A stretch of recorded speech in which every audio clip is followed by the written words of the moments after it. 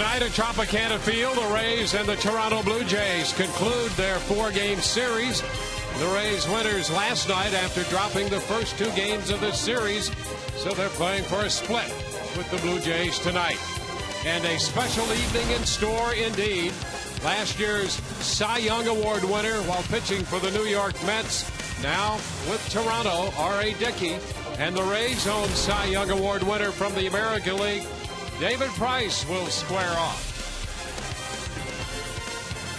Hi again, everyone. Welcome to an evening of Rays baseball with Brian Anderson, Dwayne Stats. Good to have you looking in. Todd Callis along in just a moment.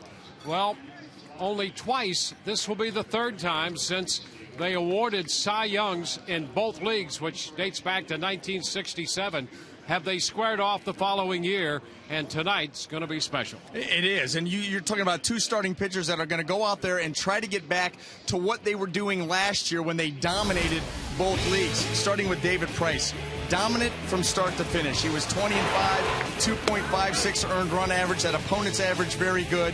I think the key for David tonight, go out there, attack with that fastball early in the ball game and establish it to both sides of the plate. Now, I think that the secondary pitches, the curveball, the changeup, I think they're going to play a very prominent role in tonight's game, but those pitches are much more effective when the fastball has already been established. And on the flip side, for the Toronto Blue Jays, R.A. Dickey, again, 34 games, 33 starts. He threw 233 and 2/3 innings, 20-6. Those numbers eerily similar to what David Price did. And for him, it's that knuckleball. The speed on it last year, he had a very hard knuckleball. And last year, he was also very good when he got into trouble. Just a 177 batting average against with runners in scoring position. This year, the knuckleball not quite as hard.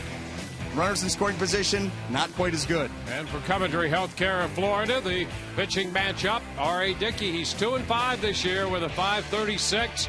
And David Price, just 1-3, making his 8th start of the year tonight. David comes in with an earned run average of 5.24. Dickey against Price. That's the story. But, oh, by the way, the Rays now have the American League's leading hitter in the middle of their lineup, James Loney, their first baseman, and Todd Callis explores that when we return.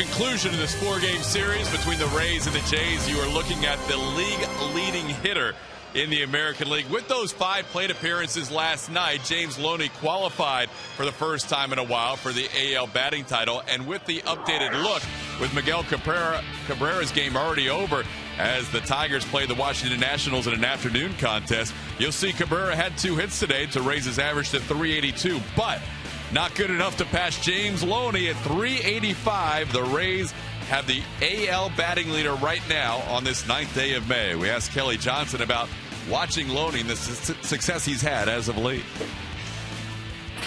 It's been pretty impressive. I mean, the guy's just getting hits, and it's every day. I mean, every day he's showing up and getting 2, 3, 4 hits. And who's Miguel Cabrera? Nice job, Kelly. Any good? I don't know. That's pretty cool. We're still going to give him days off against certain lefties, and I think that's going to work out well because it'll help him maintain this level of competency and also get him off his feet and keep him strong as the season's in progress. But bully for him, man. Bully for him. He's hitting the ball line to line. Really an aggressive swing. He's nice at driving in runs because he moves the ball normally, and it's been fun to watch. And then how about his defense? Everything has been above average for James Loney. He's faced 3 lefties in a row against the Blue Jays, and now he'll see that guy, a knuckleballer, R.A. Dickey, David Price. We are ready for baseball in less than 3 minutes. Enjoy all the action with the reigning Cy Young Award winners right here on Sun Sports.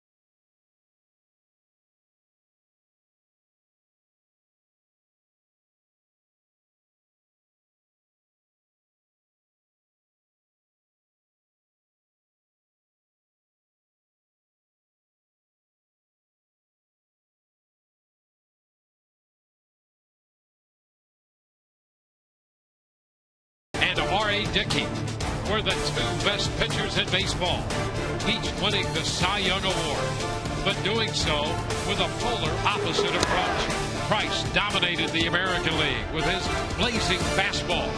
Meanwhile, R.A. Dickey's knuckleball darted and dived in all different directions, baffling National League hitters. Tonight, for the 3rd time in Major League history, 2 reigning Cy Young winners face off.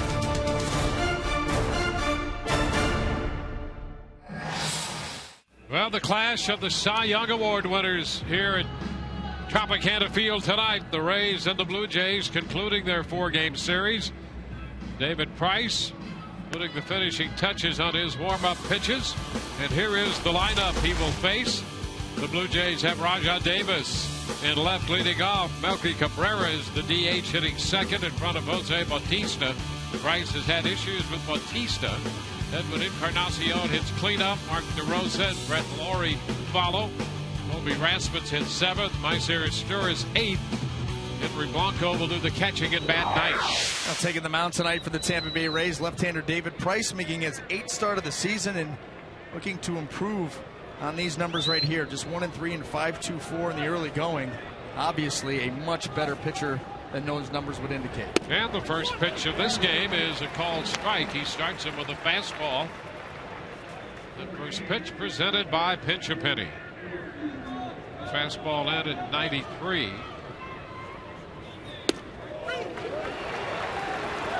0-2.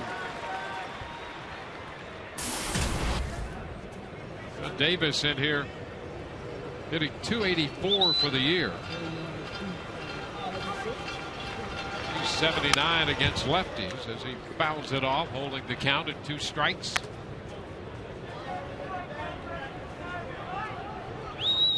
John Gibbons, the manager of the Toronto Blue Jays, much expected of this Blue Jay team this year. They have gotten off to a struggling start. Second time around for Gibbons as the manager of the Blue Jays. And a cut and a miss. Fastball strikes out Davis. Well, you like the approach right off the bat. David Price using both sides of the plate and finishing him off with the fastball in. I think this is a big start for David Price in the sense that's a chance for him to say enough is enough and serve notice not only to the Blue Jays but the rest of the league that, you know what, if you wanted to get me, you had your chance the first 7 starts. I'm going to go on a run. Melky Cabrera. Pitch outside to Cabrera. Well, he comes in, Price, 1-3 with a 5.24, and that's after that scoring change. Knocked about a run every 9 innings off that ERA. 1-1. So 1-3 over 7 starts, and if you break those starts down, a couple starts where you'd say he had no chance to win. You could make an argument that he could have 4 or 5 wins by now. Longoria makes this play with a throw to the foul side of the bag, and Cabrera is out number 2. Let's take a quick look at the Rays defense as it lines up behind David tonight. The outfield left to right, Johnson, Jennings, and Joyce. Across the infield, third to first, Longoria, Escobar, Zobrist, and Loney. Jose Molina will be behind the plate. You know, even if you make that argument that Price could have 4 or 5 wins by now instead of being 1-3, he's still not happy with the way he's pitched, even in those games that his numbers were good enough with a little support to win. Yeah. He's not happy with the way he has been throwing the baseball. No, and he's not been the same. It hasn't been the same David Price, even if those, like you said, the numbers were flipped and the wins were there. It still is not the same guy that we saw last year. And I think it's just a matter of time. And look at tonight already. The fastball 93 to 95. He's going after these guys already using both sides of the plate. I'm telling you, sometimes you just go through those struggles. You go through being unhappy with how you're throwing the baseball, and it comes to a point where you really just say, that's it. Yep. The results aren't there. The numbers aren't there. But I'm going out there tonight, and it's a brawl. It's going to be a brawl. And a big test with this guy right here, Jose Bautista. 2 strikes to him. And a foul ball off his foot, and down he goes. Well, he hammered that. He has such a violent swing.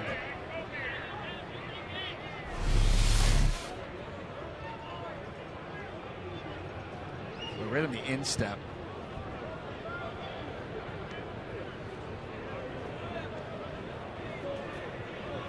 Well, he has been very tough on David Price. He's trying to walk it off, and you can see that appeared to be baseball on bone right there. There's just no protection down there around the ankle. No meat, no fat.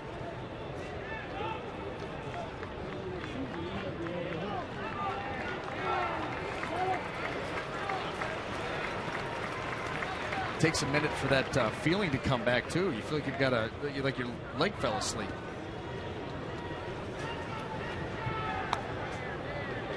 So Bautista just about ready to resume this at bat after fouling that pitch off that front ankle. I should say the good feeling. There's a lot of bad feeling in that angle right now. Price tries the 0-2 again. 1 ball, 2 strikes.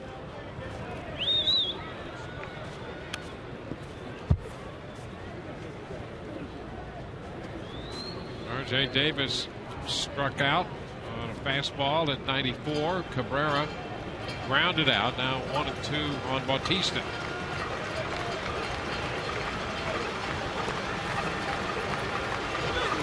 And he got it. Strike 3 call. 2 strikeouts in the inning. We'll go to the bottom of the first. No score.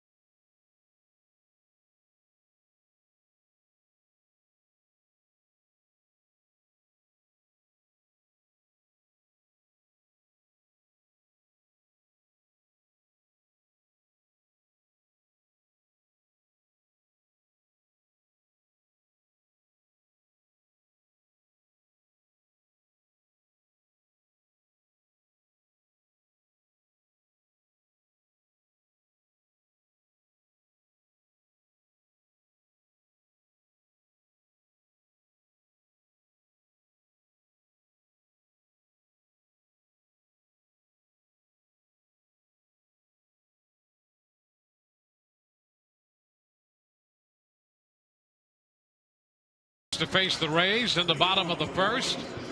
Joe Madden's lineup will have Desmond Jennings leading off. Kelly Johnson will hit second and Ben Zobrist third. Evan Longoria, James Loney leading the American League in hitting. Fifth in front of Matt Joyce. The DH is Luke Scott, Jose Molina, and then Yunel Escobar. Taking the mound tonight for the Toronto Blue Jays, right-hander R.A. Dickey. He of the knuckleball, making his 8th start of the season, 2-5 record, 5.36 ERA, and just like we said with David Price, looking to improve upon those numbers because we know that they're not indicative of the kind of pitcher that R.A. Dickey is. Well, the Rays saw firsthand last year why he was the Cy Young Award winner in the National League when they faced him in a New York Mets uniform, and he limited them to just 1 hit. First pitch, a strike to Jennings. Didn't walk anybody in that game, which is pretty amazing with the knuckleball, and struck out 12. He was dominant.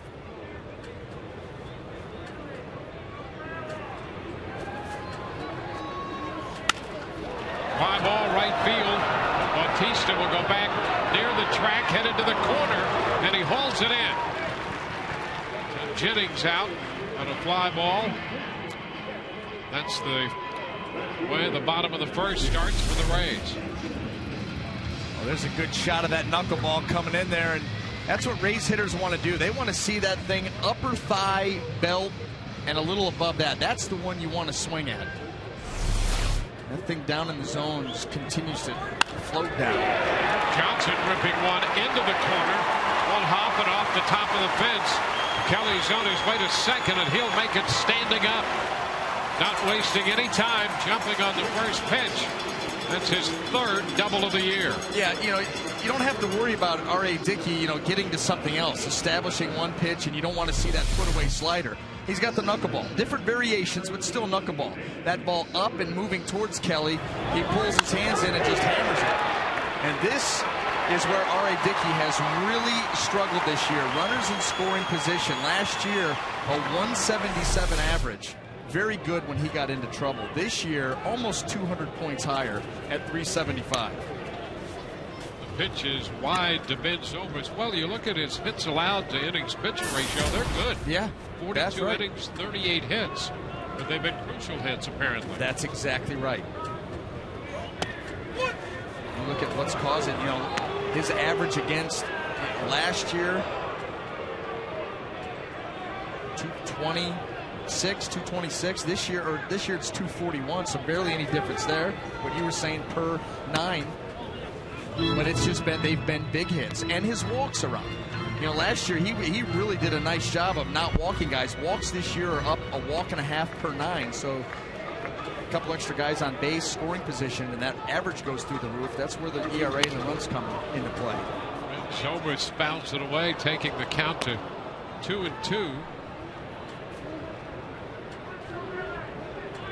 Well, with Dickey having problems with runners in scoring position, the Rays as a team are hitting 295 with men in scoring position.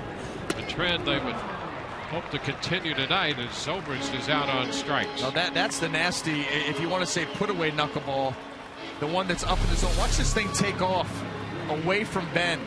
Just starts fluttering and then look at that, just gone. So difficult.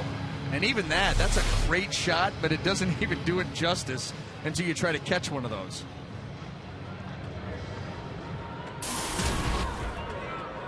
Now Evan Longoria takes it for a ball.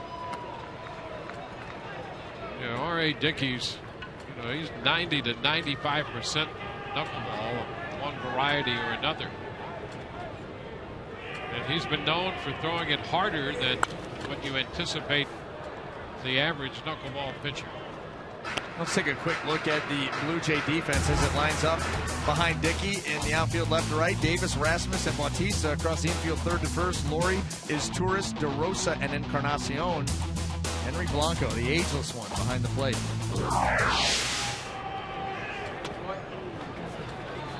It's too low, 2-1. Dwayne, getting back to what you were saying, I mean, the knuckleball last year, he, mid to upper 70s, a ton of them over 80 miles an hour. That's an extremely hard knuckleball. You get that kind of movement at 82 miles an hour. Well, the idea is to take the spin off the ball, and it's the harder you throw it, the more of a challenge that is. You've got to be perfect mechanically as far as knuckleball goes. Look, see how he pushes that thing out there. And again, that just floats. Well, that's a great shot, great camera work. Watch that thing float in there. 2-2, driven back into center field. Rasmus will watch it go over his head. Johnson scores. Longoria into second, and Evan puts the Rays on top 1-0. Longoria continues his hot hitting. Now this knuckleball just stayed out over the plate. The last one was able to get over the bat of Evan. This one stays right just above the knees. 2 strikes. He's head down. Knocked the knuckle right out of that. 11 started the night in the top 10 in hitting, an average now 9th. Trying to get his 23rd run, and here is the American League's leading hitter, James Loney, starting the night at 385. Here are the Rays scoring in the first inning again. They continue to get off to quick starts.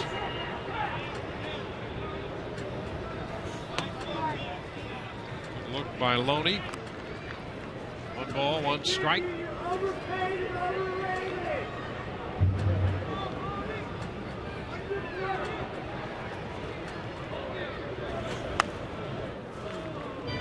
Loney with 9 career at-bats against Dickey. He's 2 for 9. You see the Rays with 31 first inning runs, leading the major leagues in that department.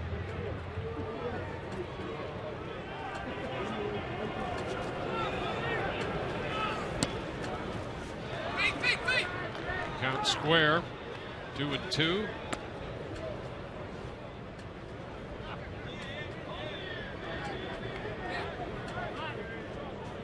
The last 20 games, the Rays have averaged more than 5.5. In fact, they've averaged 5.65 runs a game. And they lead the major leagues in runs scored in those 20 games since the 17th of April.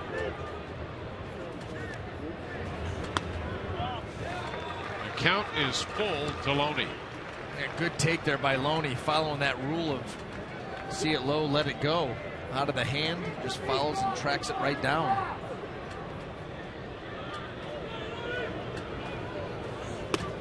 And he takes this one down, draws the walk. And knuckleball or not, a guy that's as hot as James Loney, seeing the ball well, just like we talked about Evan Longoria. He followed those last two out of the zone and works the walk.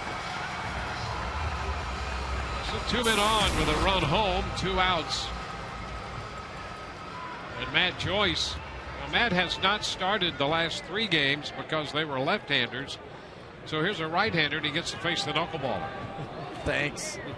Thanks, Coach.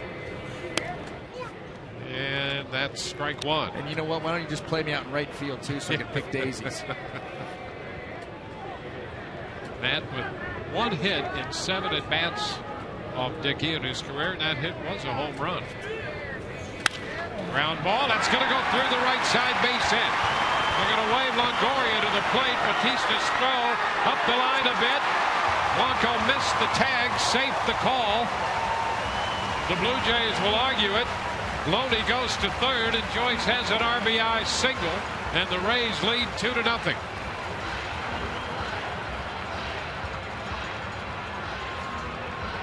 Now, Tom Foley was sending Longoria the entire way, and John Gibbons argues the point with Tim Welke. You figure runs are going to be at a premium in this game. If you get an opportunity, you go for it. Bautista's got a tremendous arm, but you've got to be aggressive. You've already got to run on the board, and a good throw here as far as velocity, but up the line a little bit. I think Henry Blanco was saying that he got the back leg of Longoria here. Let's take a look. Inconclusive. So Joyce drives in the run. Well, that's the Rays' style of baseball, to force the opposition to make the play. So they were aggressive. Scott tried to check. That's a strike. See Longoria scoring the run. Trying to get that back leg, and can't really tell. It was very close, but one hopper backhanded by DeRosa, and the throw to first. Actually, I think that's his Stores over there out of the shift. So Scott grounds out into the shift. The Rays come up with 2 and lead 2-0.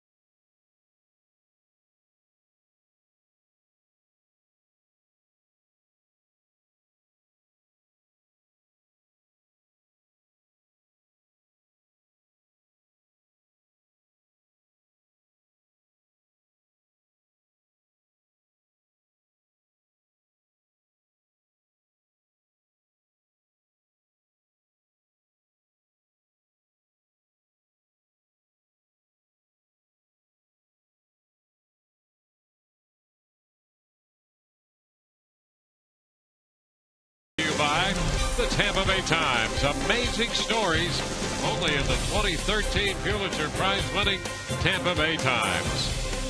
And by Toyota. Let's go places. The Rays have taken an early lead. A couple of runs in the bottom of the first. David Price back to the hill.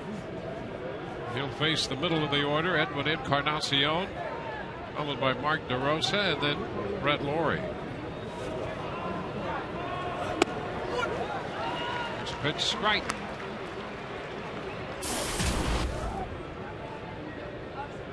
Encarnacion with 10 home runs. He shares the home run lead in the American League now. Hit one in the first inning last night off Matt Moore, and now he's hit by that pitch. It's okay. Nothing intentional there. David trying to establish both sides of the plate early in the ball game. He yanked that fastball in and clipped Encarnacion, but again, hey, it sends a message. I'm out there ready to go at you tonight.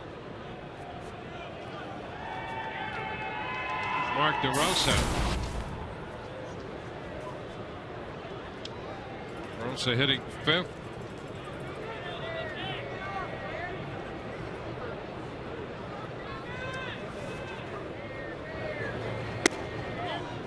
But outside. Ball, no strikes.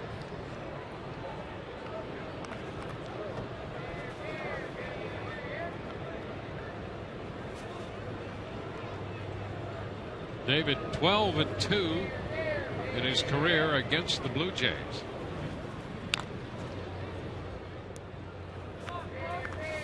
That covers 15 starts already in his career against this team.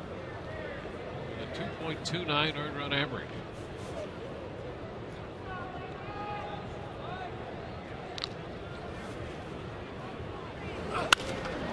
DeRosa fouls that one out of play.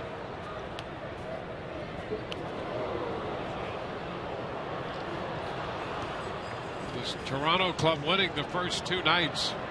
And the Rays let leads get away, dropping the first night 8-7 and in the second game 6-4 before winning last night 10-4.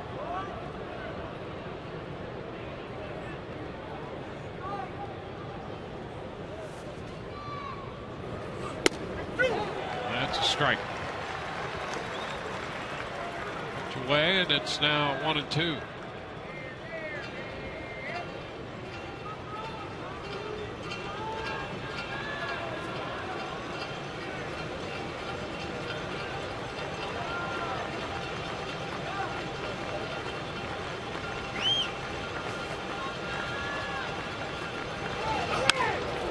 Ball, nice stop by Longoria, scrambles to his feet to throw out DeRosa. Fine play by Longoria, stretching out to keep that ball from going through the hole. I'll tell you what, getting some help from your friends. Evan Longoria, that ball was destined for left field, and nice way to lay out, just knock it down, stay with it, and make the strong throw to get DeRosa. Nice play.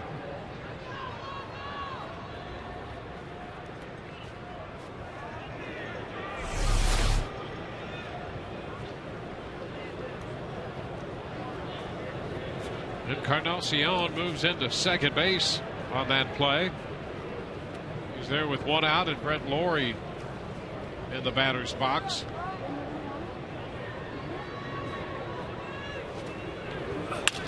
Ground ball headed up the middle. That's going to go through. Base hit to center. Encarnacion's going to score. First pitch fastball, and Lawrie singles right through the middle. It's 2-1.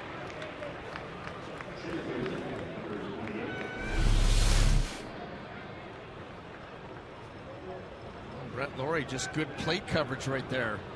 Stayed right on that pitch, had enough elevation where he was able to hit it hard enough to squeeze it up the middle, and driving in the Blue Jays' first run. Well, a couple things on Price, and you touched on it in regard to his approach here so far this year, and it's just evident that his velocity has been down a couple miles per hour from a year ago. Although he's come out tonight on a couple of pitches where we're encouraged that he's had the good velocity.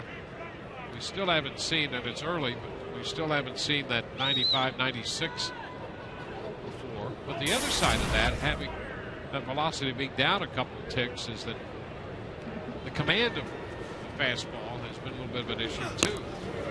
Now the ball gets away, and down to second base goes Laurie. There you go. You couldn't have said it any better. That was a 95-mile-an-hour fastball going down in a way that he just threw to the backstop. You see the difference in velocities. And that fastball percentage at 55.9, where that number skews you a little bit is it's up, over 80% against lefties. Against right-handed hitters, he's throwing the fastball 45% of the time, and he's throwing it less than 40% of the time with 2 strikes against right-handed hitters. Remember we talked about Jay Happ, 70% fastballs to right-handed hitters as a lefty. David Price, who, just face it, he's been blessed with a better fastball velocity-wise, and he's got pretty good command with it too, and he's throwing it 45%. And I think out of all of the numbers that we can dig up and have access to, that's the one that really surprises me the most. It's the number one. Because, listen, he's a power pitcher. He's a power pitcher. It's what he had. I'm sorry, when you throw in the mid-90s, you're a power pitcher. That is your pitch. You establish it, you dominate with it, you let the other pitches play off of that. But the fastball leads the way. The fastball can't lead the way against right-handed hitters if you're throwing it less than half the time. He's down to Rasmus 3-1. Lefties, his breakout against lefties last year compared to this year is the same. He goes after them with the heater and the cutter and just, has a lot of success against them. But it's been the righties where the fastball percentage has gone way down and the off-speed pitches have come way up. Nothing really established there. And I think that's something that he's going to be working towards doing a better job of. And I think when he does that, you're going to see the results turn. There's 3-2 with Rasmus now. Laurie at second base, moving up on the wild pitch.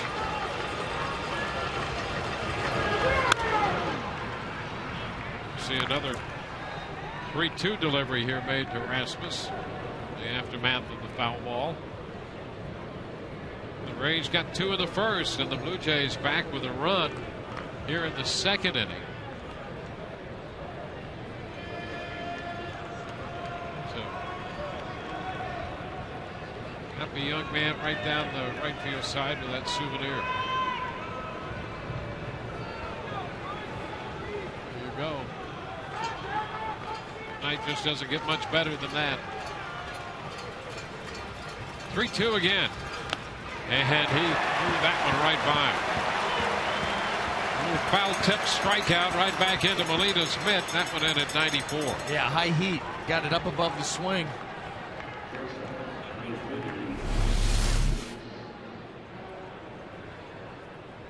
Rides that fastball up. But you know what? Not out of the woods yet, because this is where David, this has been the one struggle. We talk about runners in scoring position with Dickey. With David, it's been 2 strikes. Or 2 outs. With 2 outs, teams are hitting 379 off of them, 6 of the 8 home runs. But runners in scoring position and 2 out, and teams are hitting 478 with an on-base percentage of 520. It seems unbelievable. Right. To strike 7 games in, and he's going to close in on 50 innings. That number seems just unbelievable. It does. It does, and it's just the inability to cleanly close out innings. It could be an anomaly. There's a lot of factors that could be in play, but right now, those are the numbers, those are the facts. He's 1-1 with Asturias. It was fairly improbable that Asturias would decide the game as he did here the other night with a home run.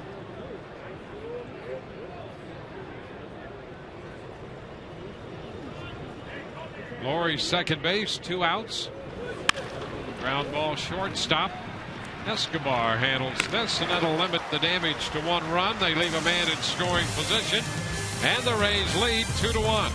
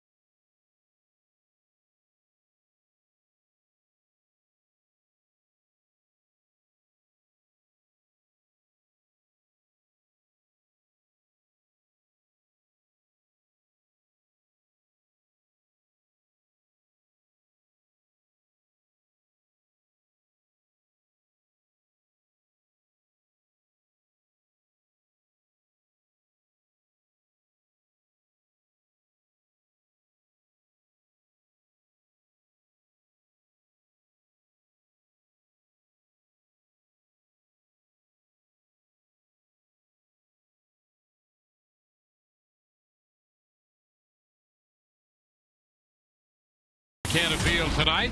And in this game tonight, all season long, Tires Plus donates $100 to the Pediatric Cancer Foundation for every Tampa Bay Rays home run televised on Sun Sports. How about Joe feedbagging in between innings?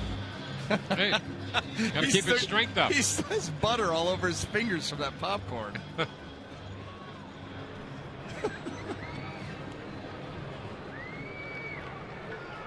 Hey, just run hard to first, strike guys out, score some runs, and it's all good. All good. Yep. It's Jose Molina. First pitch, and there a strike from R.A. Dickey.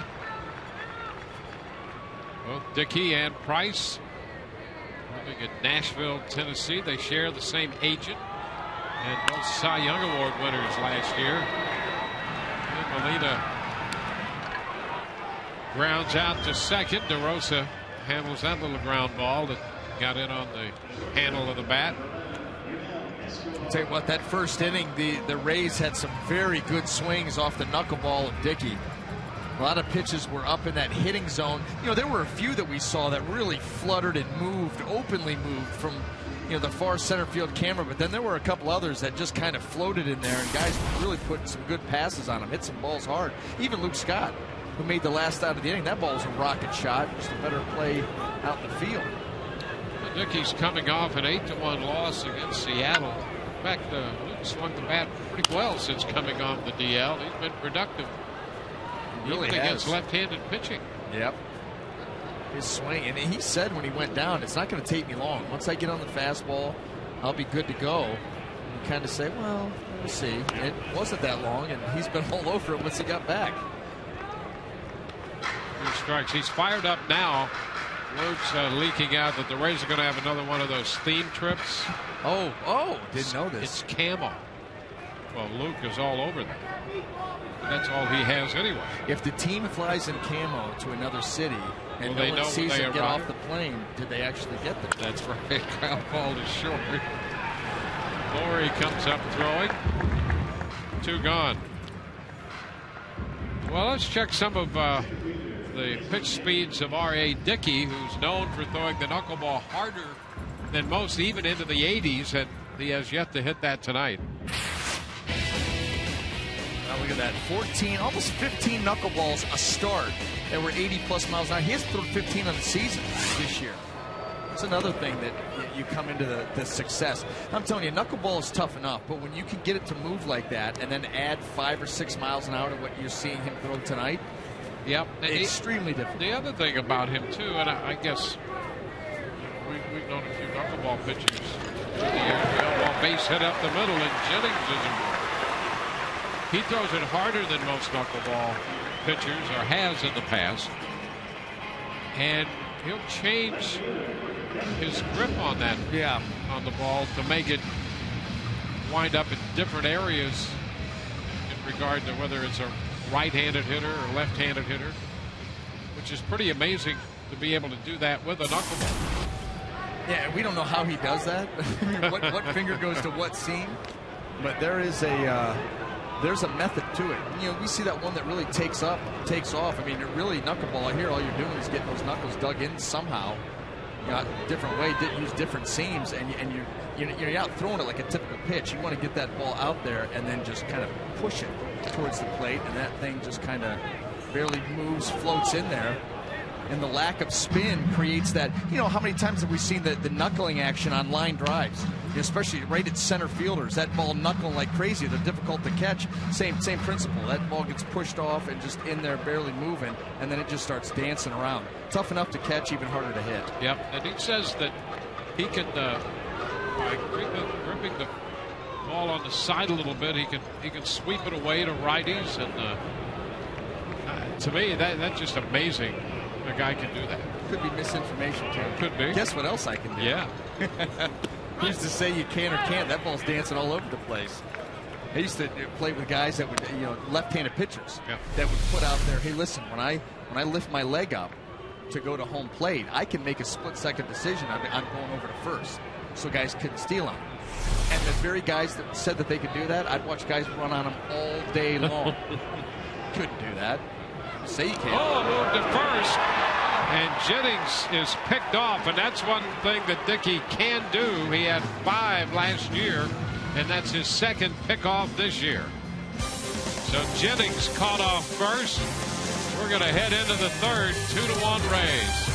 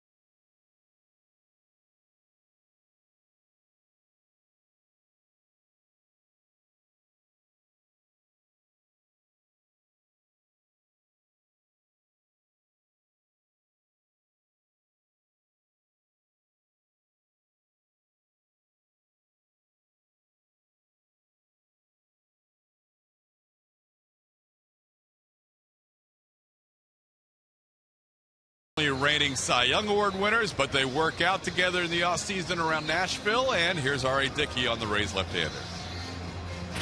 He's obviously a friend and has been since I've met him. We share the same agent, the same hometown, and so we're always together in some capacity, in the offseason. And when you face each other, it's tough because you want to throw a 1-0 shutout, and let him give up the 1 run, but he. Neither of us are probably where we want to be at this point this year. I think he would say the same thing. But it's special, anytime you have 2 reigning Cy Young Award winners facing each other, I know it's probably a pretty rare thing. He would go on to say that if he was a GM of a team and he had to build a pitching staff, he would start with David Price, not just because of the pitcher, but what he is like off the field as well, guys. All right. Well, you would have to agree with that, I think. Oh, popper there. The barrel into the bat splintered away. Henry Blanco is out on the pop into shallow center, handled by Escobar. 1 up and 1 down in the third. Go back around to the top of the order. Rajah Davis. They both have the Tennessee connection. Price and Dickey. Strike 1 on the bunt attempt, and Price out of Vanderbilt. Dickey, most of us probably know the story by now, out of the University of Tennessee, drafted by Texas in '96, and they, on examining his elbow, found that he had no ulnar collateral ligament in there. So he went from first round money, which back in those days was somewhere, I think, around $800,000 to $70,000 or $75,000 to sign, to just get a chance to pursue his dream of someday pitching in the big leagues. 2 strikes the count to Davis.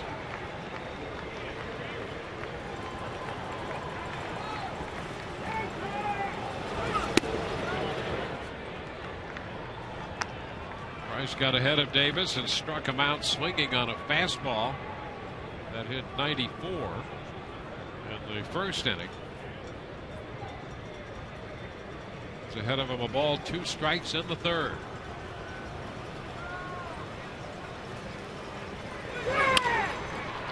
He's reaching, and Longoria, a high throw. Maloney tried to come down and put the tag on him, but that high throw allows Davis to reach, and that's going to be an error charged to Longoria. I'm trying to rush that throw a little bit. You've got Davis running. He's got some speed. That ball just kind of sailed and tailed. on Evan, and Davis able to sneak under Loney. Yeah, he had him out in front on the changeup, and Loney could not get that tag down in time. And being a right-handed hitter, when you're out in front, your momentum is already moving towards that first base line. So it's just contact, and you're already off and running. That's what made the play so tough, and Evan rushed the throw. And Davis is very fast to begin with, which creates a sense of urgency in getting the ball over there. Davis can fly. Melky Cabrera from the right side. Close. Mike Everett appeared to be thinking about calling him out. He got in there. Rays have already lost a runner, picked off first. Jennings to end the second.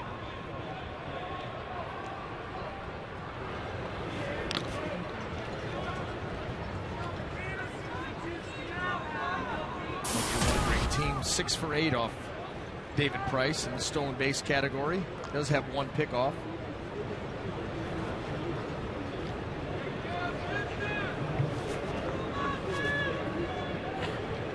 Going to be out of play.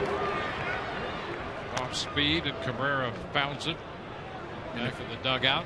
And if you weren't wondering, that's just tough. Well, you should have been.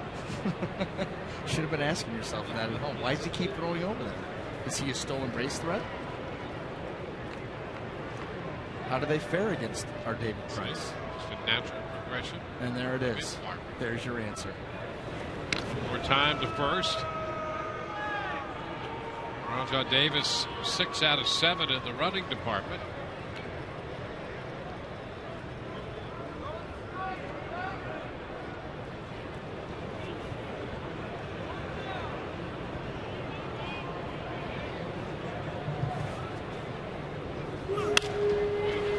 Popped up back at first. Loney digging hard for it. Going to be tough. He can't catch up to it. 2 strikes. Well, this doesn't happen very often. Reigning Cy Young Award winners square off against each other. And this is only the 3rd time. And how about those matchups and those names? Tom Glavine and Roger Clemens in '99, with Atlanta winning 6-2, and Frank Viola and Earl Hershiser. Interesting that Hershiser would be involved in that, because he's one of the reasons R.A. Dickey's throwing a knuckleball now. Pitch out, and Cabrera now with a 1-2 count. Davis still at first.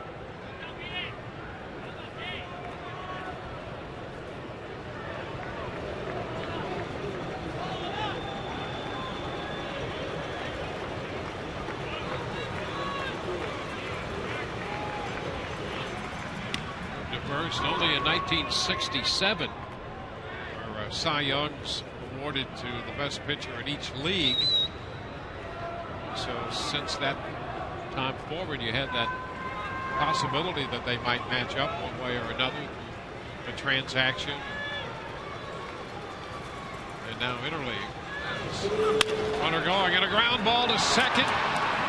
Davis going to be safe there. Zobrist came up with it, thought about trying to race him to the bag, but good decision to go to first, and Davis is safely in at second.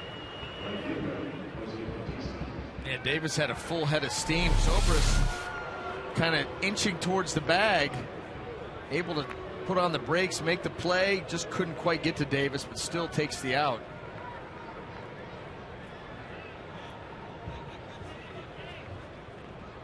Decision by Ben, and here we are again, runner in scoring position with 2 out. Yeah, and Jose Bautista, who has been, as we mentioned the first time around, a problem for David Price, and David throws him a strike. Starts him with the off speed. Got him looking on, appeared to be a little cutter in the first inning.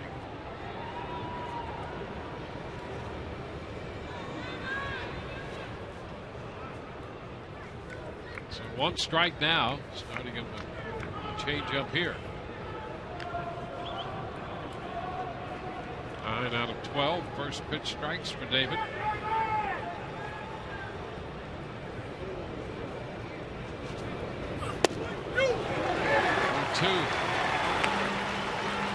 I'll tell you one thing about the velocity on the cutter.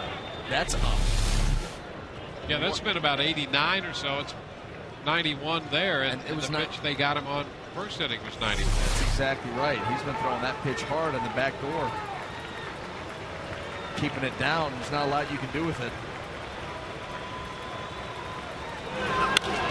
Liner into left. That's going to be in there and go to the wall.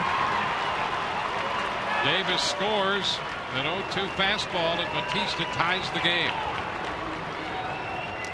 Now, and again, with the 2 outs against David Price, the inability to cleanly close out innings. Runners in scoring position, almost at 500 in that situation, and Bautista just never off the fastball, and that ended up middle.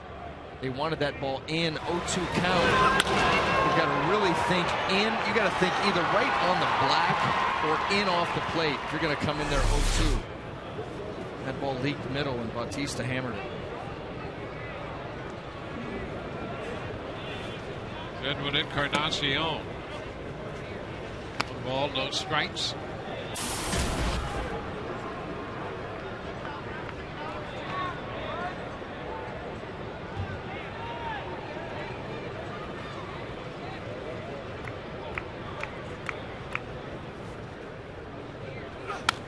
Look out, foul ball. The bat goes beyond the third base coaching box as the pitch was fouled back. Is that 2 nights in a row now? The last one, last night though, I think it made it into the stands. One hop into the stands. This one he kept in the field of play.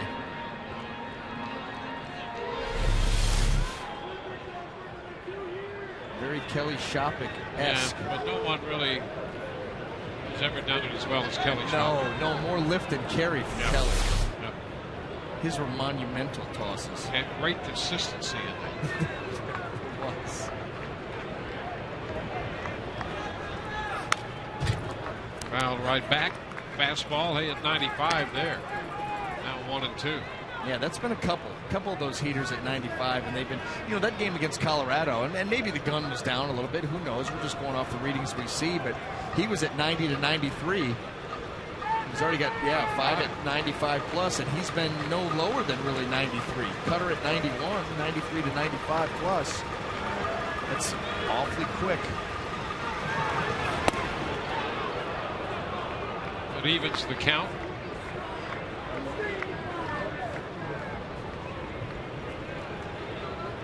Encarnacion with the 10 home runs started the day tied the home run lead, but Reynolds hit number 11 this afternoon.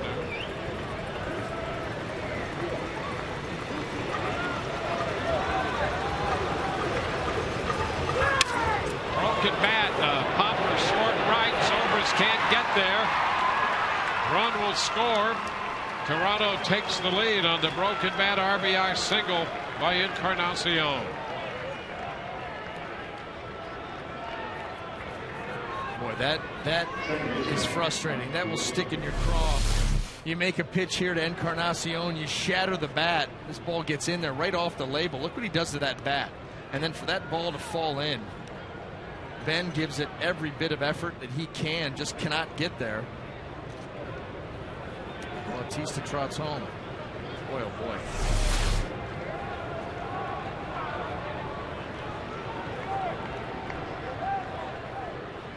Well, the Rays jumped to a 2-0 lead. Now they trail 3-2.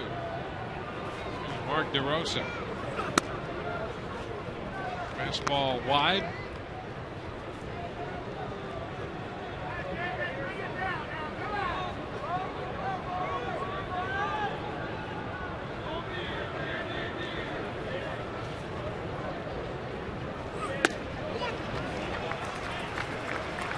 Ball and a strike.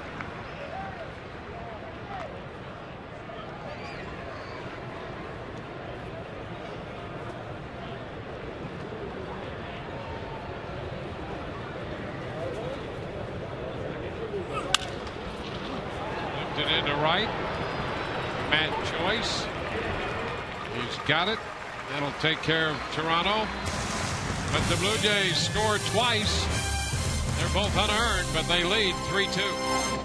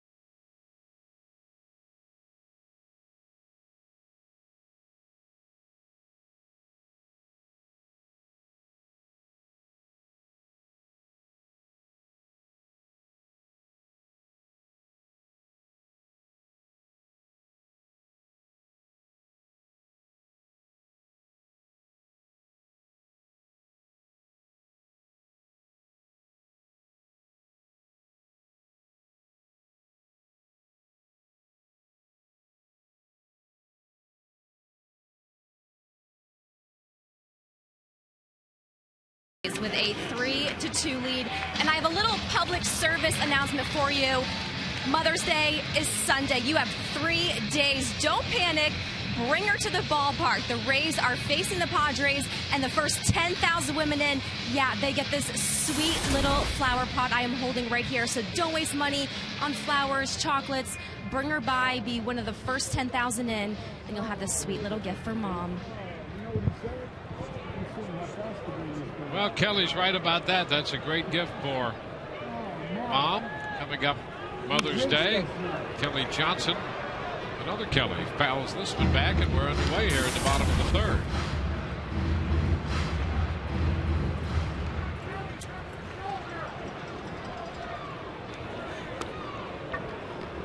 Kelly Johnson doubled in the first.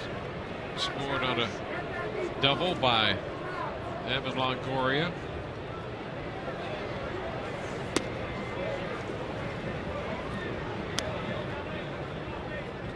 Rays facing R.A. Dickey, scoring 2 in the first. 2-out base runner in the second, and Dickey picked him off. Zobrist next, and then Evan.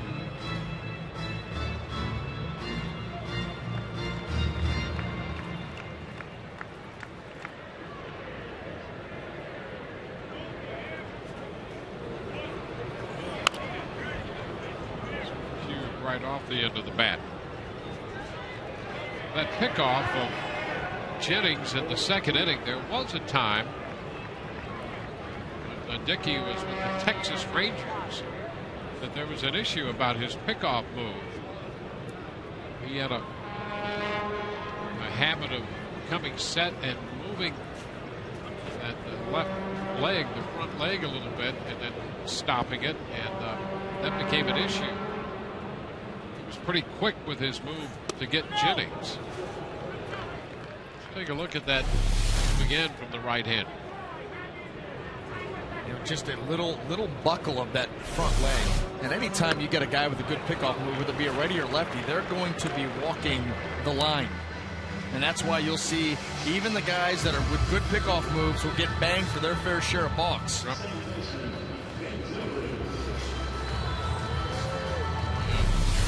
Strikeout pitch to Kelly Johnson floating in there.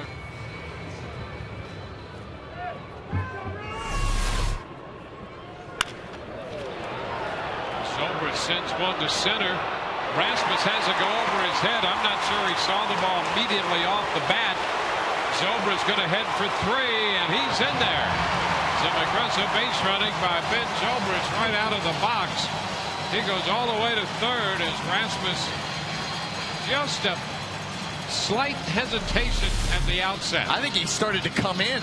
You know, this is one of those balls hit right at you, but this had backspin on it. This ball just carried, and he did. He just kind of stood there, drifted in a step, and then by the time he picked it up, couldn't get there. Misplay that Zobrist turns into a triple. Ben's first triple of the year. And here's Evan Longoria with the infield in. And a line drive, but caught by Laurie. Boy, you can't hit the ball any harder than that. And Laurie on a reaction play at third makes the catch.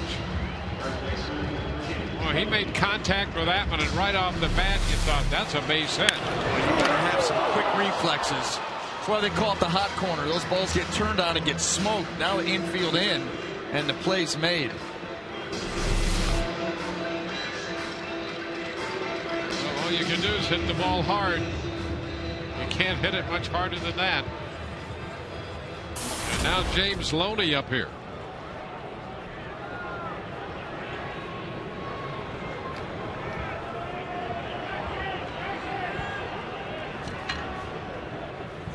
Loney tries to put down a bunt and fouls it.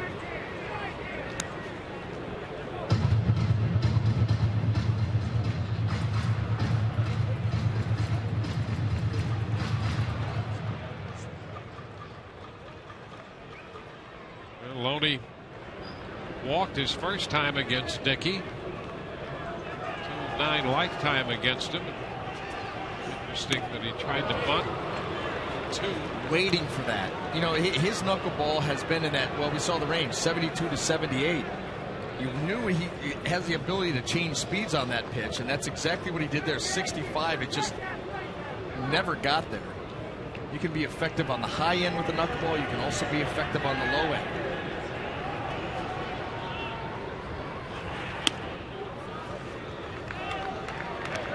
Takes the count to 1-2.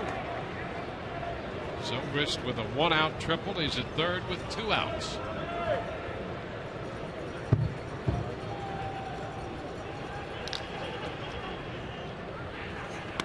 And this one off the mid of Blanco. Down the line comes Zobrist, and the game is tied. Well, that's another element with the knuckleball, and the Rays get a break there to tie it. This thing just took off.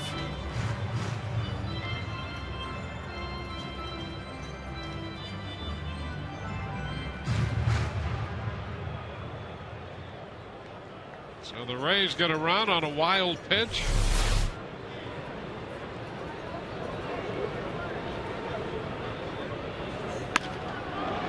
Nobody slices this one out of play.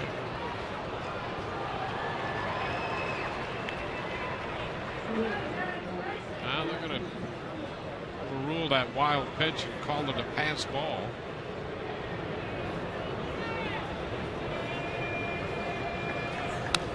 Loney fouls it.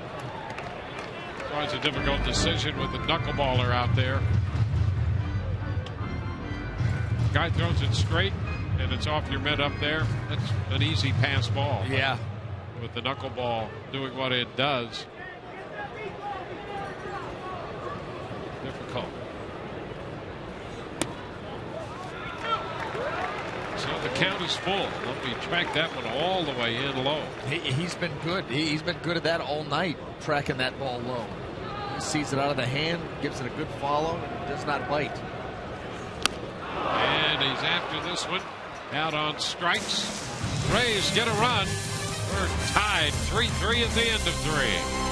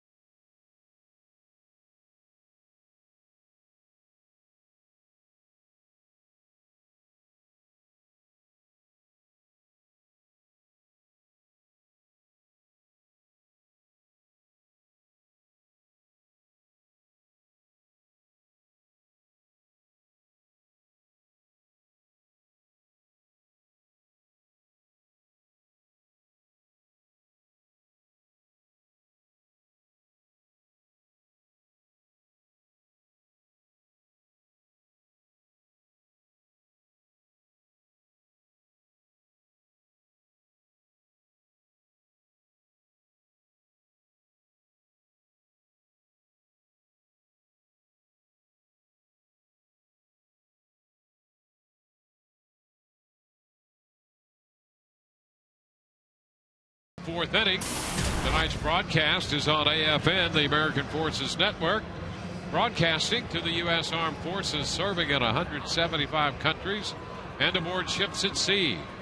They're watching around the world in Iraq, Germany, Italy, Southwest Asia, South Korea, and Japan. We welcome you all and salute you for your service. Brett Laurie leads off. First pitch is a strike from David Price. 3 runs, 3 hits for Toronto. 3 runs, 5 hits for the Rays. Laurie drove in a run with a base hit in the second.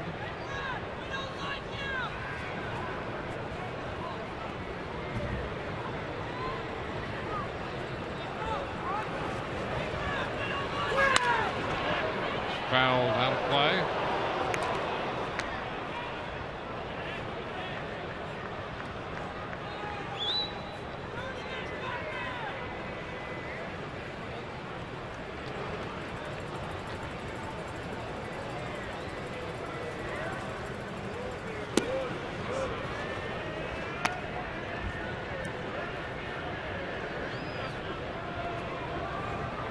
Laurie leading off the fourth.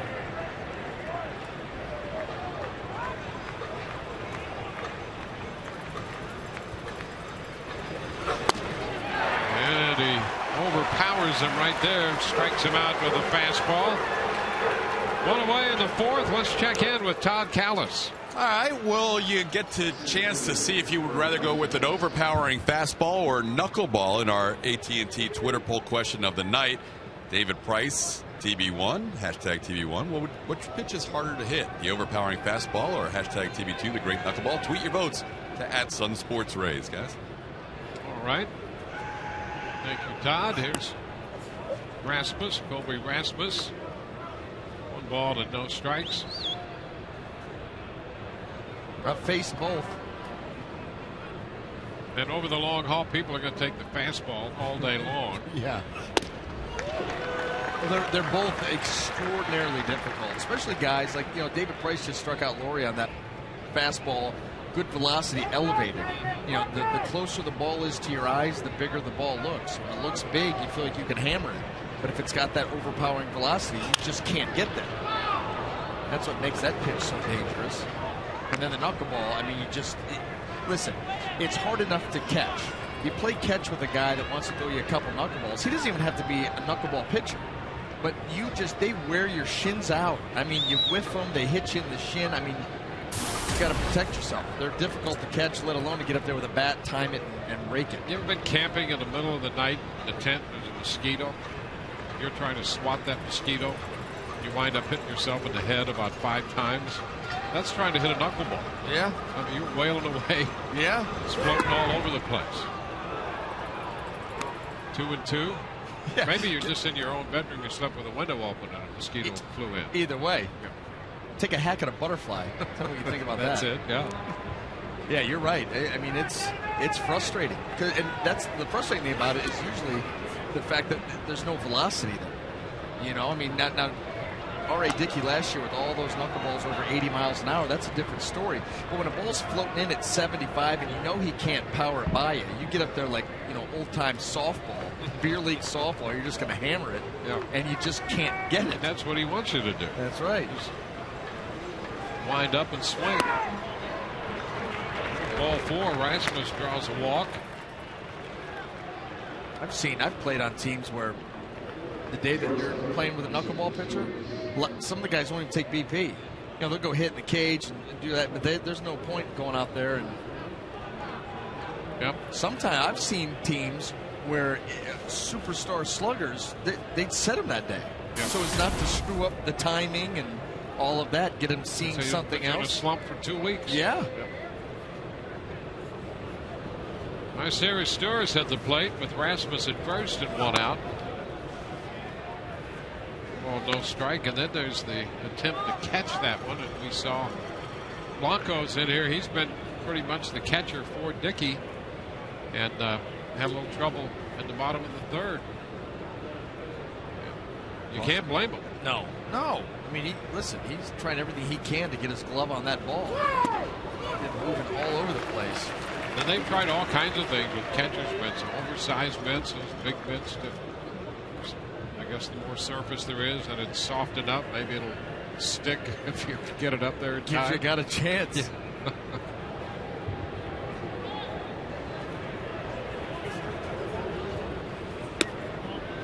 This one is down. I think Paul Richards years ago designed a catcher's mitt that was one of the biggest in captivity.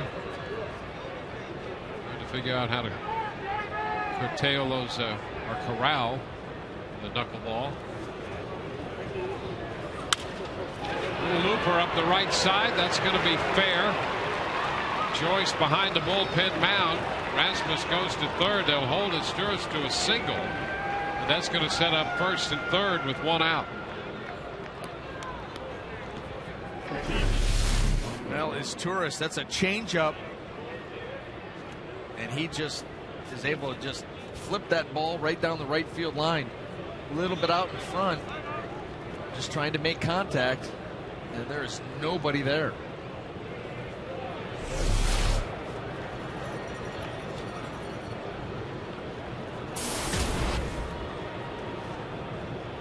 Here's Henry Blanco.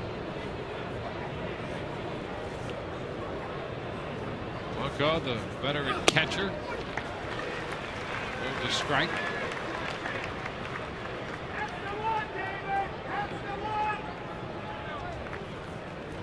Gets ahead of him with the fastball. Blanco will be 42 at the end of August.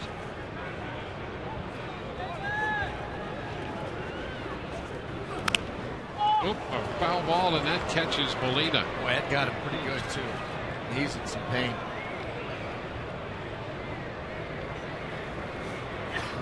Molina down after that foul ball off the bat of Blanco, and boy, I'll tell you, it seems at least once or twice a night with Molina back there, he's really taking a beating.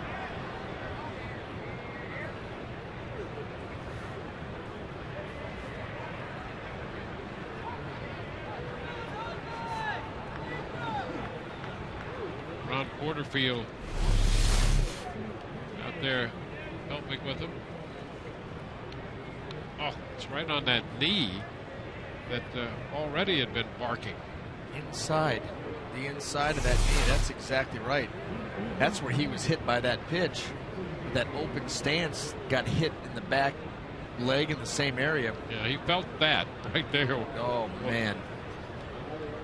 Porterfield touched that area, started to work on it. Yeah, there was some reaction.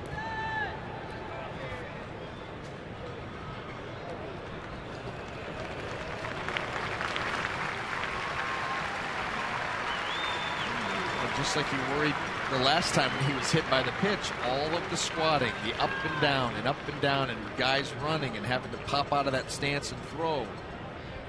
Is that going to stiffen up on him as the game goes on, or they get him out of there now? Well, yeah, that's going to stiffen up at some point. That's right. That's the other thing. Yeah, how long can you keep it loose? Boy, a catcher in his knees.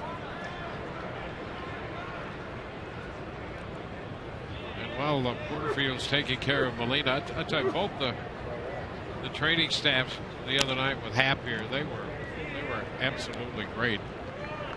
And I thought our guys, Porterfield was out there, Parker, I mean, they were very good. And they're just so thorough. I mean, I knew the kind of trainer that Ron Porterfield was when I signed late with the Rays to try to make a comeback as a non-roster invitee guy. Yep. I mean, who was I? That team was basically all the way there.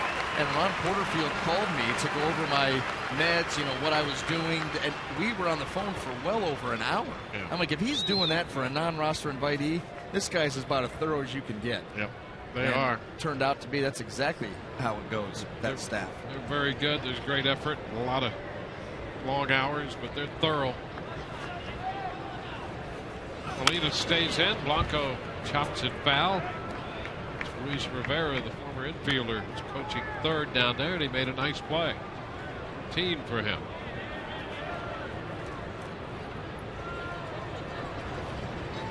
Rasmus, the base runner, at third. Esturas and Ward at first.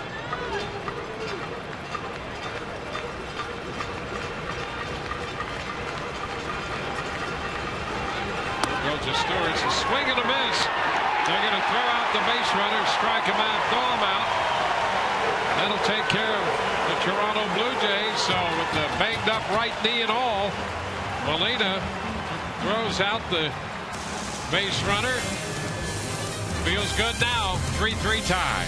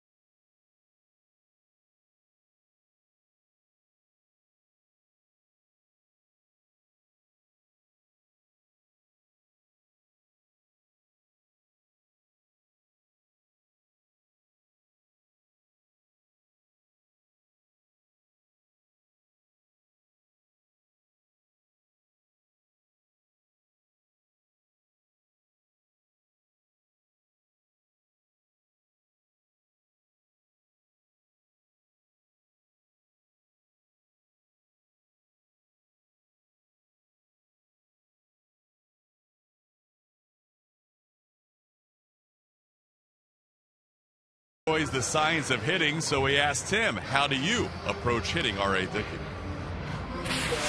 Just see ball and try and hit it. Good luck. You know, it's not an easy pitch to hit. It's just something that we're totally, that you're not used to. You don't know where the ball's going to go, whether it's going to stay up, whether it's going to drop. Some of them cut, some of them tail, and there's no indication of what they're going to do. When you see a breaking ball, the breaking ball pops up out of the hand. There's rotation that your eyes can pick up on the spin. Knuckleball, it's, the ball knuckles, and it's either going to do one of four things. So you just got to guess which quadrant it's going to go and, hope that you guess right. So far, so good on the guessing for the Rays, guys. Back to you. Well, they have 3 runs, 5 hits here off Dickey. Matt Joyce, who singled in a run at the first, leads it off. On the ground to Encarnacion, who makes the play at first base unassisted. And that will get Luke Scott to the plate.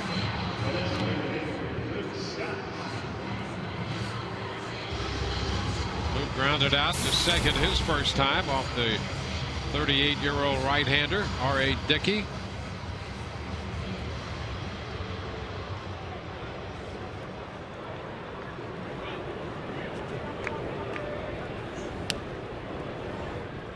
One. The story goes it was while he was with Texas and Oral Hershiser, who was the pitching coach there, and Mark Connor, who handled the bullpen. Dickey was coming back from injury. They said, you probably need to try something else. And the knuckleball became the topic of conversation. Charlie Huff was his original knuckleball mentor. Not a bad mentor. Had a pretty good idea what he was doing with that pitch.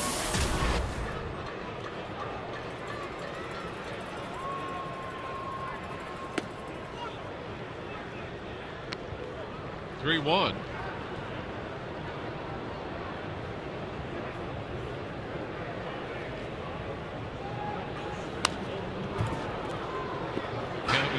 full 3-2.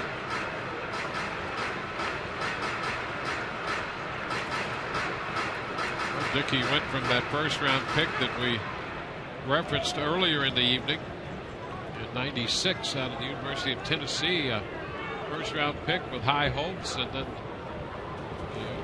the discovery of the missing ligament in his elbow, and he became a guy who just wanted a chance to play, and he really kicked around for years in the minor leagues, up and down, some big league time, minor league time,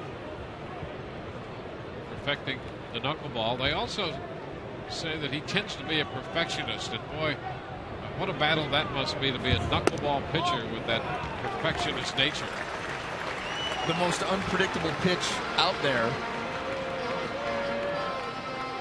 Interesting combination. Yeah, isn't it? Be very, very frustrating. The interesting thing about that missing ligament, you know, he was a quarterback in high school. He played at Tennessee, and there were games when he threw 160 pitches in college, which is a whole other topic to discuss. Yeah. But all of that with supposedly that missing ligament. And it was found out through a photo. The doctor didn't like the way that the arm looked in the photo, the way it was hanging down by his side. They did further examination, and oops. Yep. How about that? How about coming to an agreement where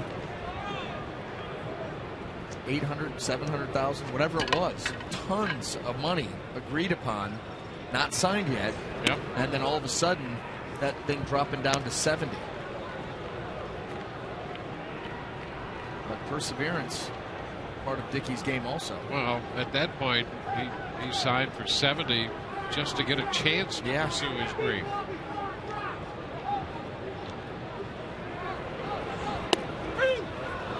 Strike to Molina. It's 1-2.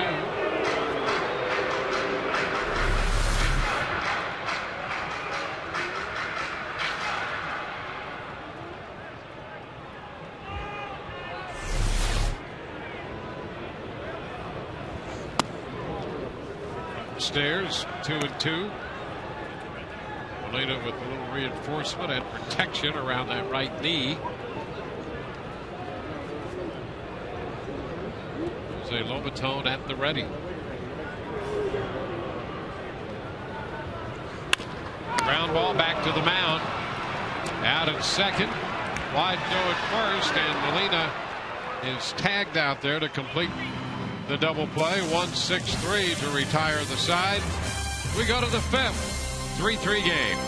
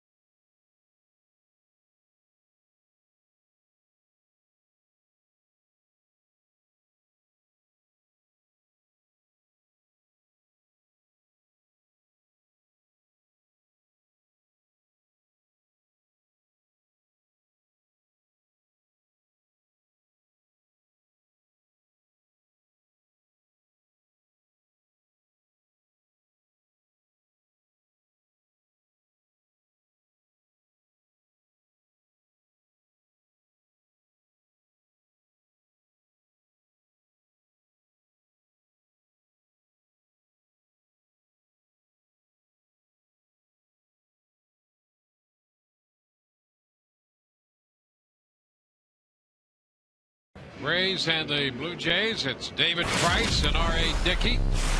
Time for the Just for Men Auto Stop Foolproof Stand. Both Price and Dickey. Price at 1-3 and Dickey at 2-5 with earned run averages over 5. But look at the company they're keeping. Cole Hamels with a 4.34, 1-4.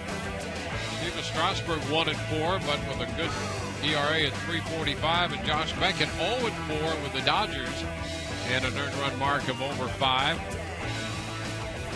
You figure, given enough time, those numbers will turn around. You'll see the earned run averages start to drop and more wins. And speaking of wins, the Cleveland Indians beat Oakland 9-2, and Scott Kazmir got his second win. He's 2-1. He pitched 6 innings and struck out 10 in that game. D. Wayne, he's got 17 innings. He's got 21 strikeouts, 3 walks, and according to what I'm reading here, topped out on the radar gun in this afternoon's game at 96 miles an hour. Wow, that was deep in the game too, right? Well, on the 95th pitch of the game, he hit 95. 2 pitches later, he hit 96. Wow. Little looper into center field. That's going to drop, and a base hit for Rajah Davis. 0-2 pitch and a little cutter, and Davis has a base hit. Those are according to my sources. Okay. Well, and I know that you confirm those by 2 or 3 sources. Yeah, you can't blame David. How many is that tonight? 3 or 4? Broken bat, balls just flipped that are dropping in no man's land. That's tough. Make a pitch and get horrible contact, and them dropping in. Runner goes. The pitch is a ball, and the throw not in time. Escobar took the peg, and Davis has his 7th stolen base of the year. 7 out of 8. No, didn't waste any time. First movement gone. Davis. He got a pretty good jump too. Here's the throw. Able to just get that left hand in.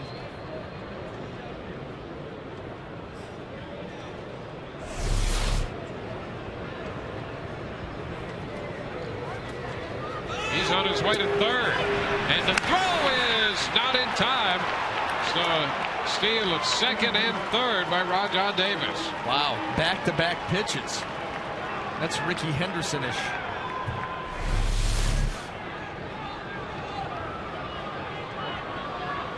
Boy, you hit a little loop flare in the shallow center field, and 2 pitches later, it's a triple. So into third with nobody out. Moving to the top side of the order, Melky Cabrera in there with a count of 1-1.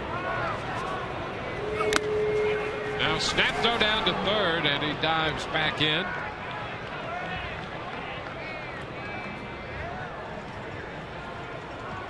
Davis more than catching the attention of Jose Molina.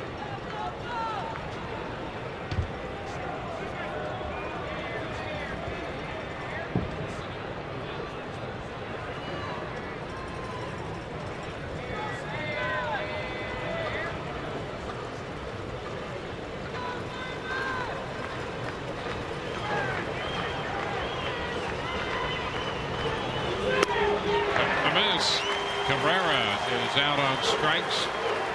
That's exactly what Price needed. They got the strikeout with a man at third. Strikeout number 6.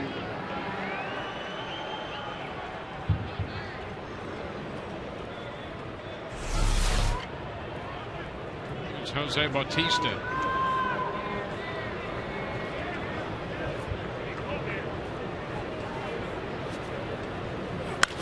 Bautista with a fly ball left center. Davis will tag and score, and with that it's a 4-3 ball game. So the speed of Rajah Davis leads to a run for Toronto on a fly ball to center for Bautista.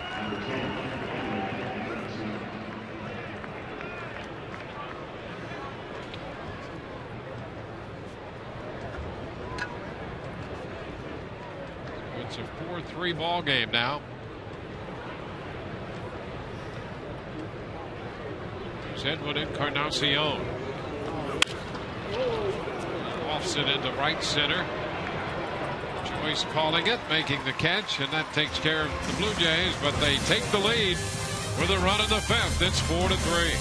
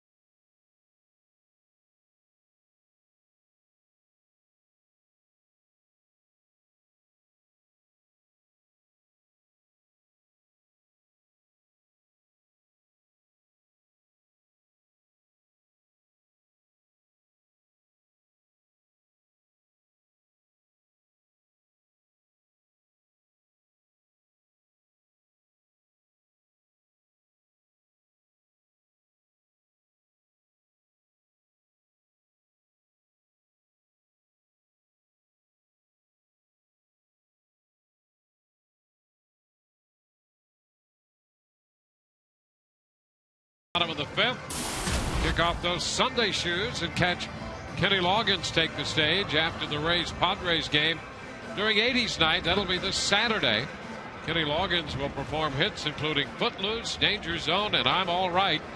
For tickets, visit RaysBaseball.com.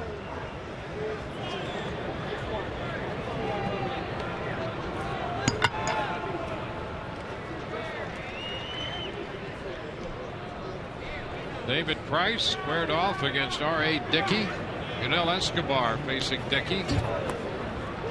Ball 1. Escobar grounded to third his first time. He'll be followed by Jennings and then Johnson.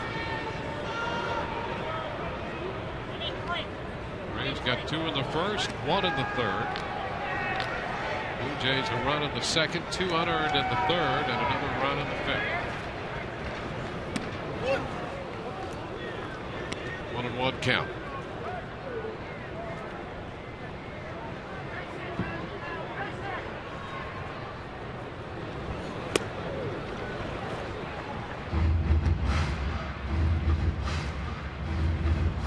Eighth start of the year for R.A. Dickey. We've in with a .526 earned run average.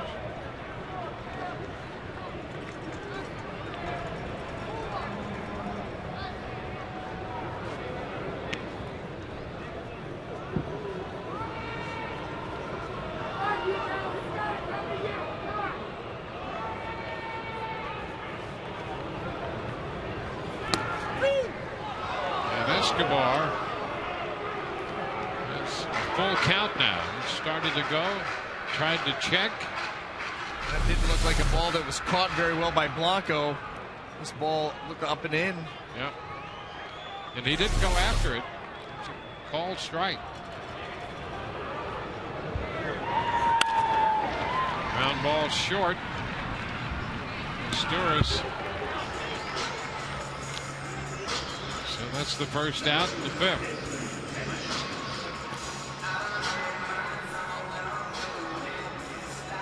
Back around to the top of the order in Desmond Jennings. Desmond single in the second and was picked off first base to end that inning.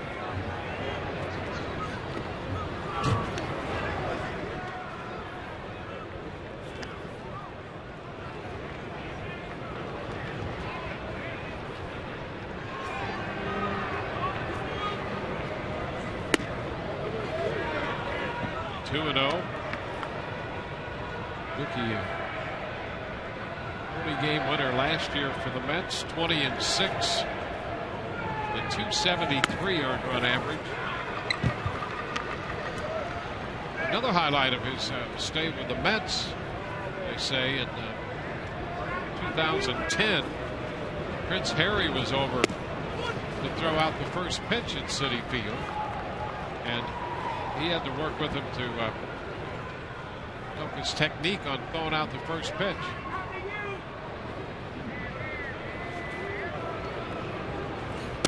Now the count is full. So the Prince wanted the cricket style, the stiff arm. So yeah. He said he also wanted to throw it from the front of the mound, and Dickey told him, no, you're going to have to go to the rubber and throw it because they won't let you back in New York if you don't do that. No. Yeah, you don't throw out a first pitch in New York from anywhere but the rubber. Anywhere. Yep. And preferably with a bend in the elbow of some sort. Yep. You don't want to go stiff arm from the rubber. So he helped him out there. I tell you, Joe Madden getting a little perturbed here in the 5th inning. He didn't like that call on Escobar, and he didn't like a couple of pitches ago here on Jennings. I don't even think he liked that pitch, and it was called a ball.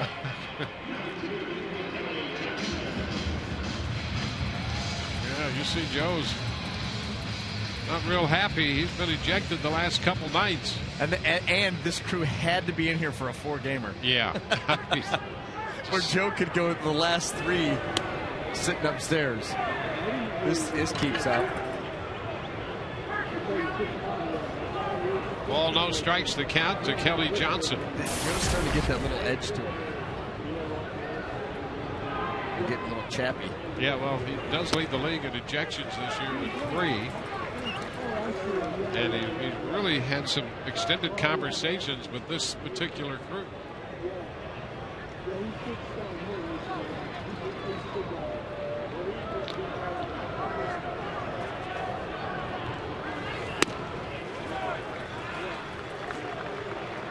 Three balls, no strikes.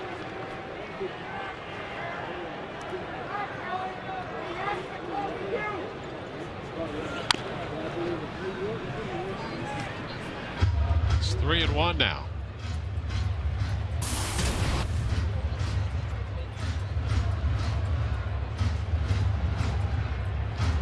And the Rays battling, trying to get a split out of this series with the Blue Jays. As much as the matchup here is the highlight, Dickey and Price, the Rays need a win. They had a streak of 17 consecutive home series wins against the Blue Jays. Well, they're not going to win this series, but they do need to earn a split.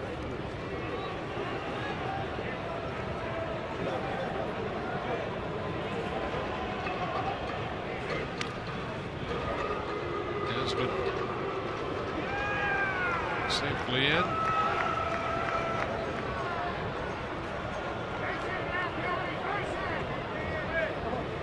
And again a move, and a balk has been called. A balk called this time on Dickey. And so he'll move into scoring position. Jennings will, and Dickey has a conversation with Mike Everett on the balk, and that's going to get John Gibbons out, the manager, to try to get involved in this. Well, it goes, and we'll take another look at that to see, but there was a time when a lot of people thought Dickey did balk, dating all the way back to, I think, 05. Well, Dickey's saying, look, it's the same move from the last time, but just like the last move we talked about, it's going to be borderline, and even though you get those pickoffs and you keep guys close, you will get your fair share of balks, and that's what happened here.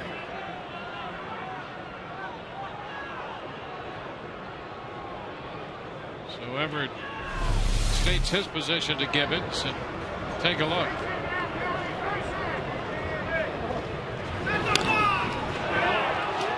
You know, what they'd like is a step in that direction. Well, I think it's the front leg. I think it's the collapsing of that front leg a little bit early. You think back to James Shields and his move. I mean, his feet barely move. That's what makes it so good. The feet are so quick, and the arm comes from up top, right from his ear with that accurate throw. I think it's that front leg collapse a split second too soon. And now Johnson is out on strikes. Well, it was, and that's what we talked about earlier, too. When he was with Texas. Watch that front knee. See, that front knee starts early. But I'll agree with Dickey on one thing. That is the same move from the last time. It's just that last time he got away with it. This time he didn't. And when he was with Texas, he had a little rock in that front leg. This one off the mitt. Jennings is going to go to third. Ball on to Zobrist.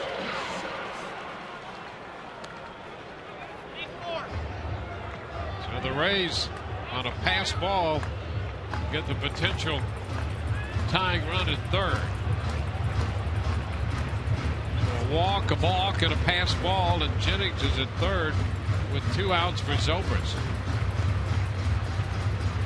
But Dickey used to be a lot more evident with the little movement, a little rock in that leg once he came set, and that was the issue in Texas.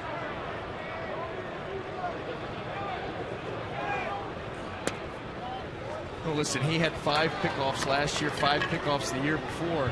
You know, when you're a right-handed pitcher, it's one thing to control the running game. It's another when you're picking guys off consistently. When you get pickoffs like that, you are walking a fine line. You just are. That front leg's going to go just a touch, and you know, those two moves looked identical. One resulted in an out, one resulted in a runner in scoring position.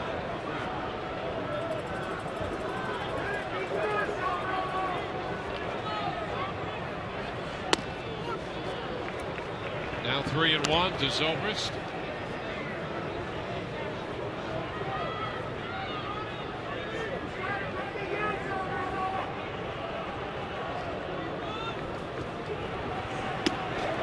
And he walked it. And will be in first and third with 2 outs. Just a reminder, as you enjoy a cold one, to look forward to Miller Time later in tonight's game, brought to you by Miller Lite.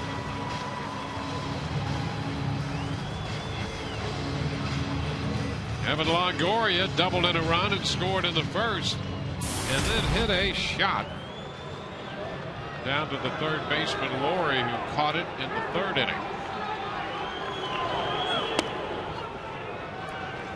Strike one.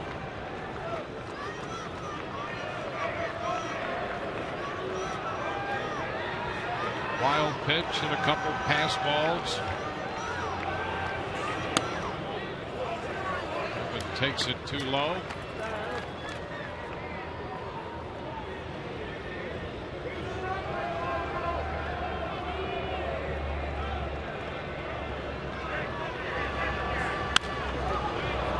Now backing out of play.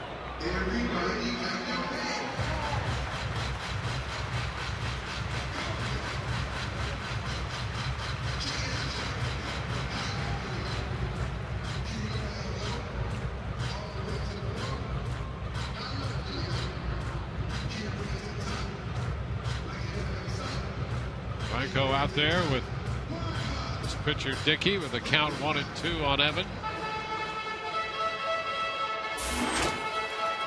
And a reminder, tomorrow interleague play with the San Diego Padres in town. Alex Cobb will open that series for the Rays against Edinson Volquez.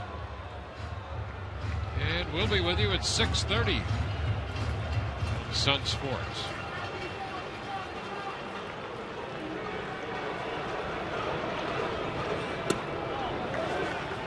Pitch too low.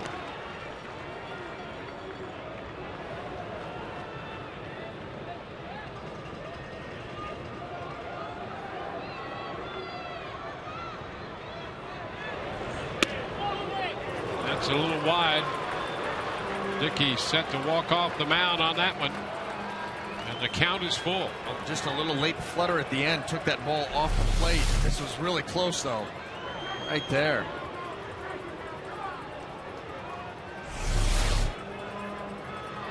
Three and 2 to Longoria. Pops it up foul. That will carry out a play, and he'll get another shot.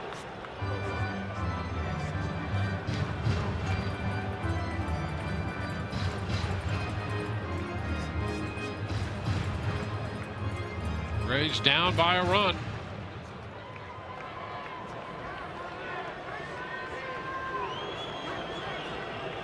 With the 31st pitch of this inning, and it's popped up left side, and Laurie, the third baseman, makes the catch. Rays leave 2, do not score, and trail 4-3.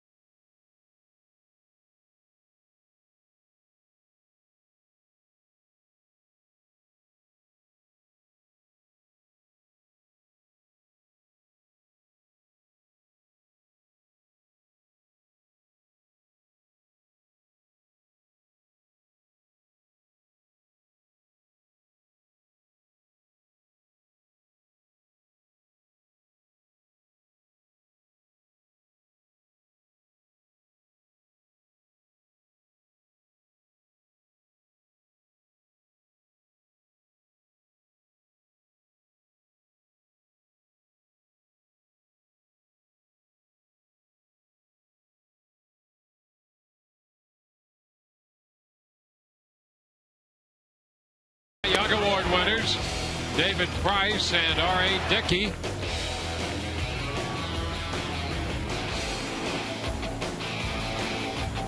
Dickey's knuckleball fluttering about.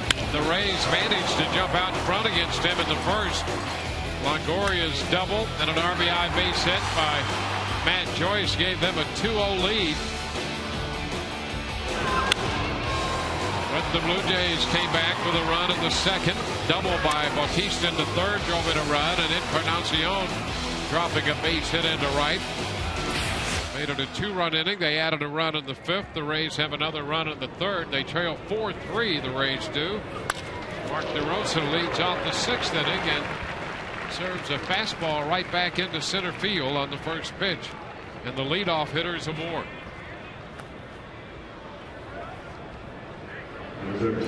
Six hits for Toronto tonight.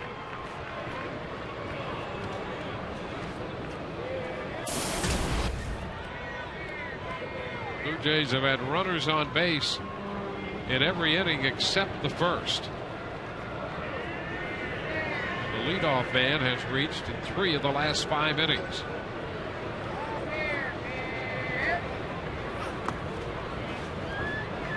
Ball the count to Brett Lawrie.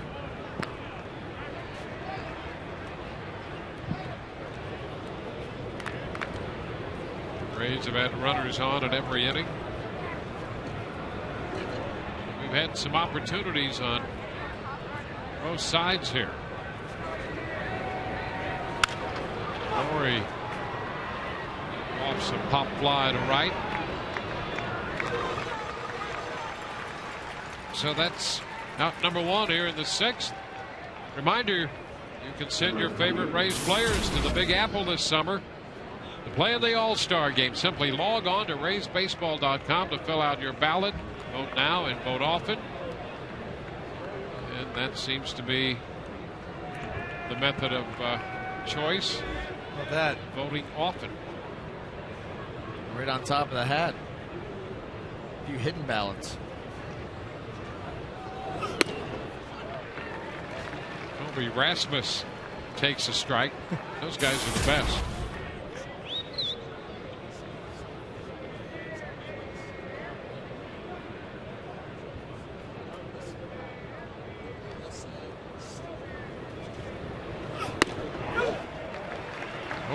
Rasmus down in the count. He struck out in the second inning. Walked in the fourth.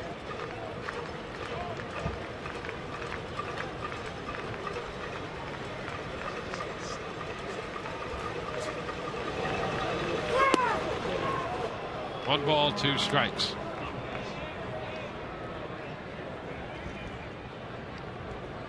Price in the mid-80s now in pitch count.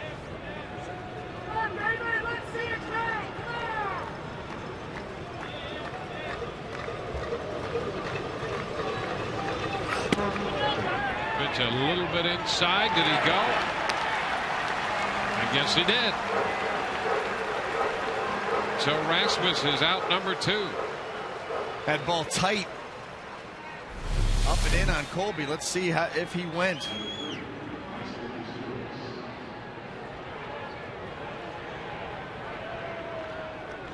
Get that look on his face. You look at it. Tried to check, and he's out on strikes. That's 7 strikeouts for Price.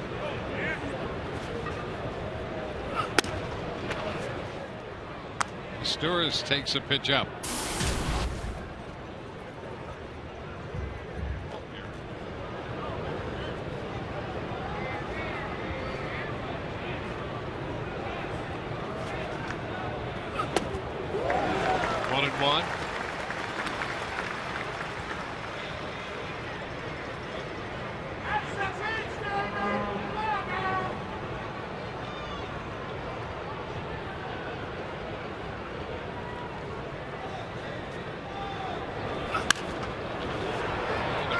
Right side.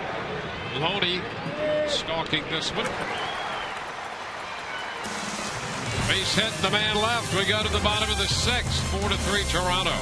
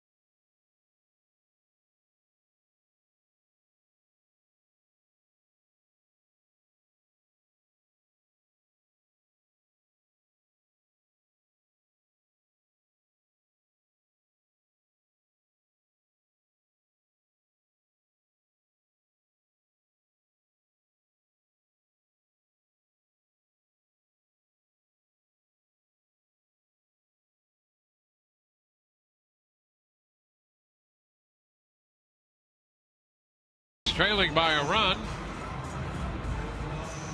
Let's take a look at tonight's AT&T social media poll. Which pitch is harder to hit? TB1, the overpowering fastball. Look at that one. Or TB2, the great knuckleball. Both on display tonight.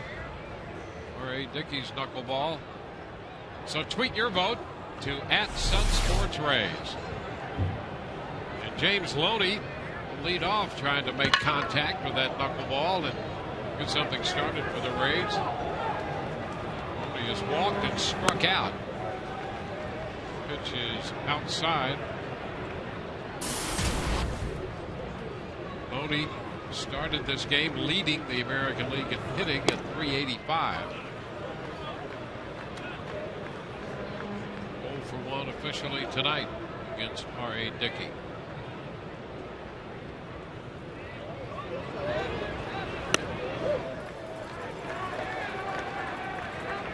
It's up 3-0 now.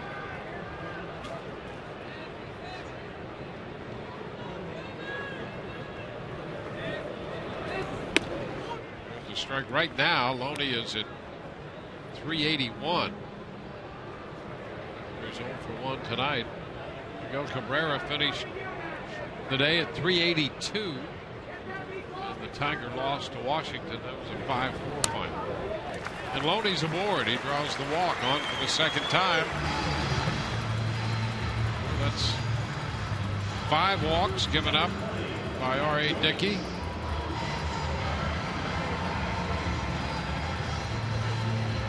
3 of the last 5 men he's faced.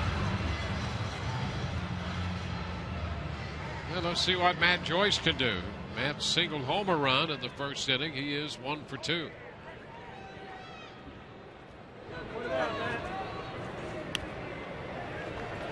Ball 1. They've done a nice job of laying off the ball down in the zone. That's been the difference. Not chasing that pitch.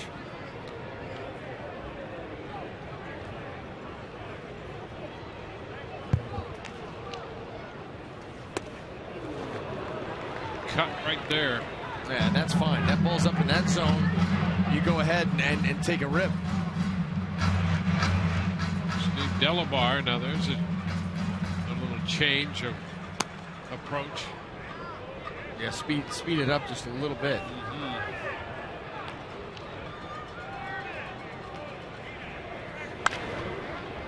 Chopper foul.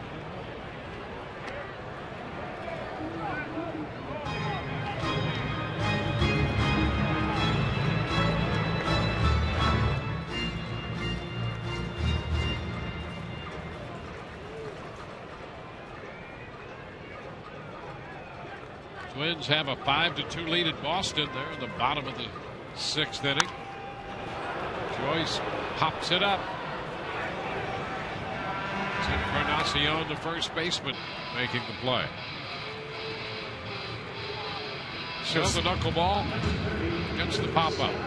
Yeah, some of these knuckleballs that he's throwing up in the zone are just kind of flattening out. Guys are getting good swings at him. Other are just taking off to one side or the other. And then that one to Joyce almost seemed like it jumped on him. Like we talk about a fastball really jumping on a hitter's bat. That knuckleball just kind of had that same look at 77 miles an hour. But that's where the odds lie in success off a knuckleball. That ball from the thighs on up. Well, let's see what Luke Scott can do with one. It's too high. Ball, no strikes to Luke.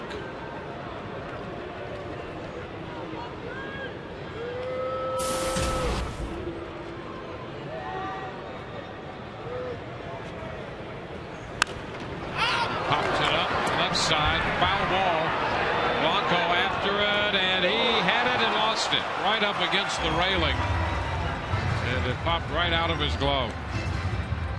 Well, make that pay. That was what should have been an out. Blanco hustling over to the wall, did everything he could to get there. His ball got on him quick as he looks right there.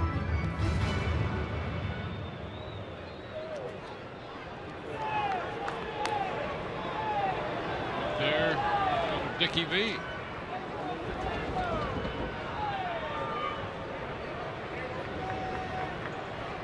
Yelling at somebody in the phone. He's on the phone, of course. This time it's going to be fair. Laurie makes the catch. So 2 outs.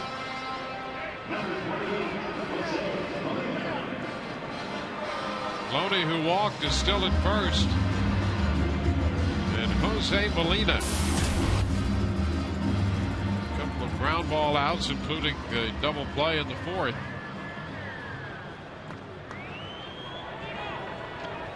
Well, let's see if Molina can get hold of one. Supply a little of his own power. Takes it for a strike.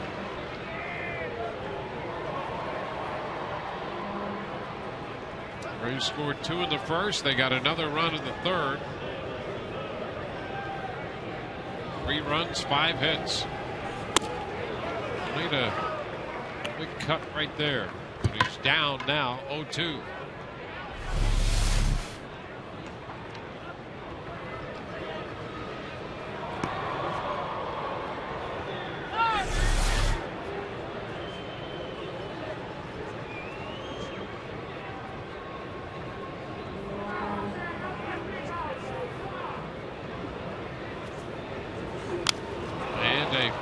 Tip strikeout into the middle. Blanco retires the side.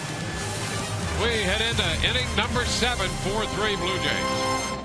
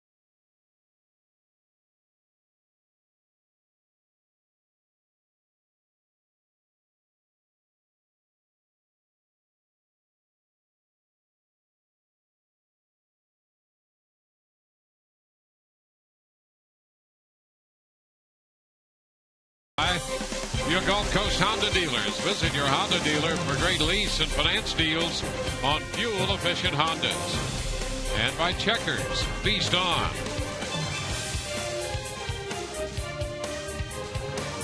At Tropicana Field tonight, the Rays and the Blue Jays concluding their 4-game series.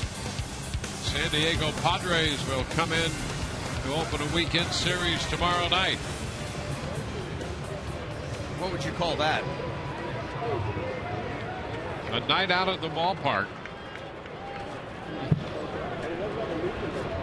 What would you call it? A misdemeanor. Second degree.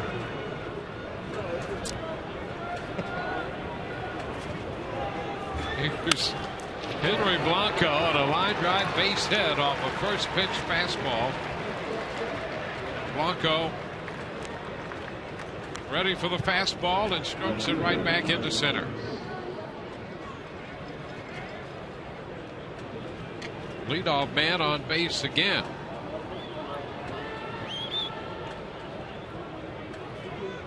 Third inning in a row that the Blue Jays have put the leadoff man aboard. You know, we talked about David's struggles with 2 outs, runners in scoring position, or just 2 outs in general. How about this? The bunt by Davis foul. coming into this ball game, leading off an inning, teams were hitting 356 with a 383 on base percentage. So when you start to paint the picture, you got guys getting on at a pretty high clip to lead off the inning. And then with 2 outs, and if they're able to get into scoring position, then you can see some of the struggles there. Can't close out the inning, had a leadoff man on, they're able to put something together. 6 of his 8 home runs given up have come in with 2 outs.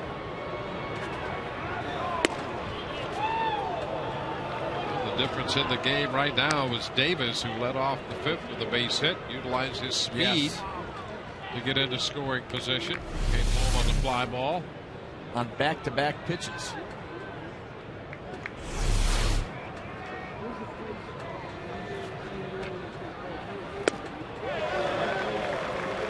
And reaching on the changeup. Maybe the best one of the night. That one he kept down with good finish, and the swing by Davis tells the whole story.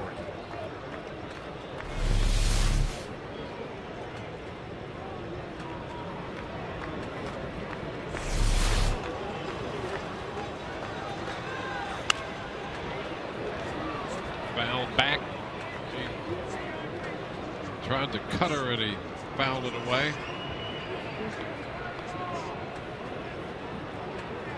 Price, a little over 90 pitches, working in the 7th.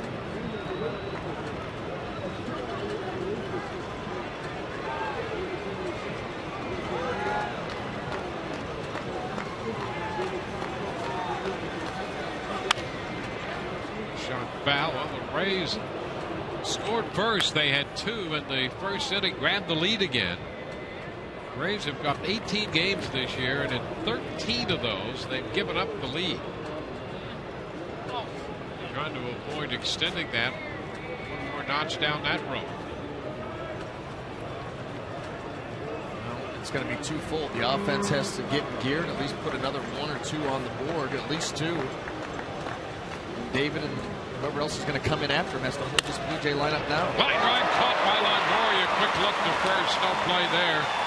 Davis lines it down to third, and Longoria got the glove up there and enough of the glove to hold on to it. Thank goodness for Evan Longoria. You know, David Price, the last 4 or 5 pitches, stayed away from the fastball. And changeup, cutter, changeup. That one got hammered, but the third baseman just made a nice play.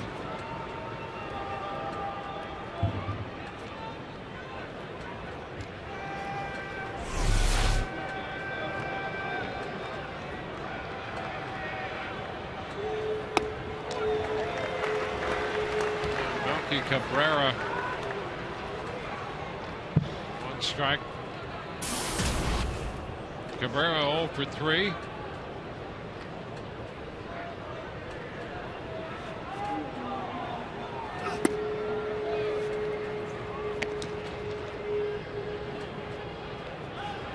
Blue Jays have action in their bullpen again. Delavar is up.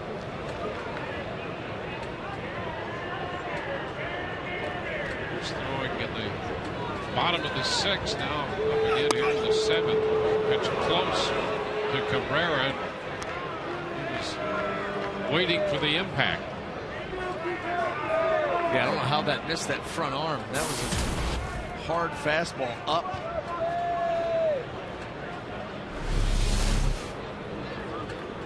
Just got that elbow out of the way.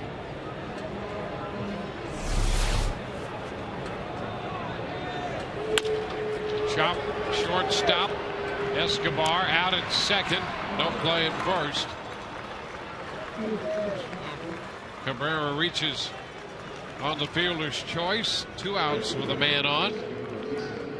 Tonight's broadcast is on AFN, the American Forces Network, broadcasting to the U.S. Armed Forces, serving in 175 countries and aboard ships at sea.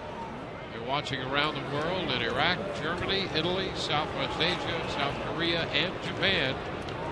Welcome you to our telecast tonight. Thank you for your service. Jose Bautista. I don't know the count. It's Brandon Gomes just getting up in the Rays bullpen. 100 pitches for Price now.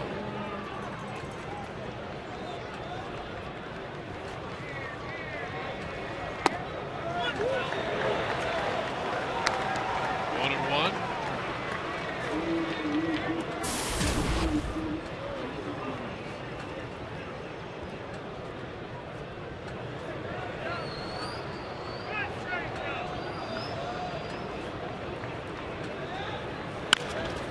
Chop back to third, going to be fair. Longoria down to second. They get the force to retire the side.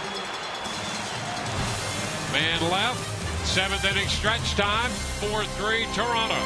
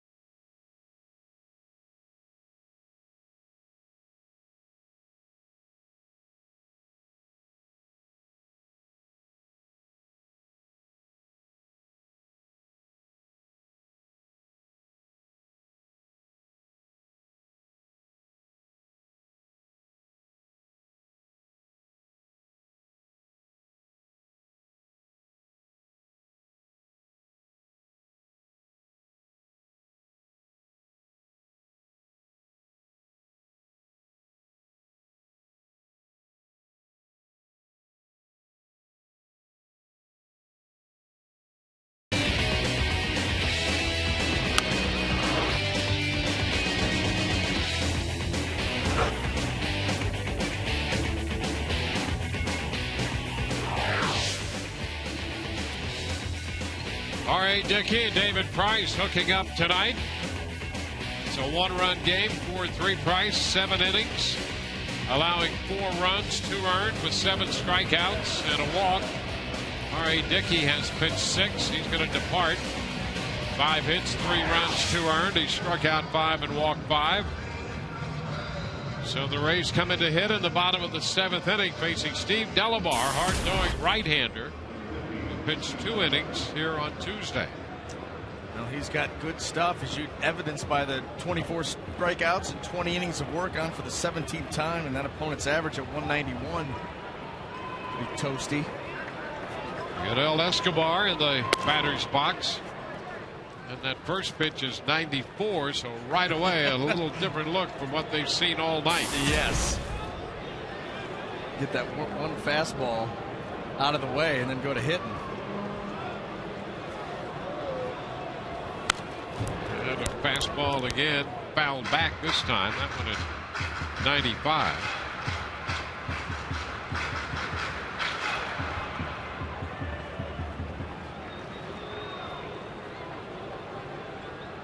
Difference in the game at the moment, the run scored in the 5th inning.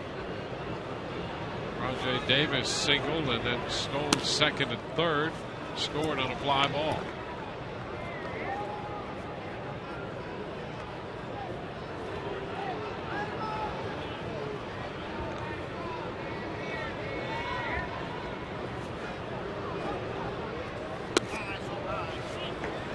Three balls and a strike. Leadoff base runner would be huge for the Rays. Put pressure on this Toronto bullpen. Delabar in particular, trying to get that 1 run, at least tie this thing up. Escobar sends one deep to center with carry. Rasmus looking up, gone. Tie ball game. Miguel Escobar on a 3-1 pitch ties this game at 4.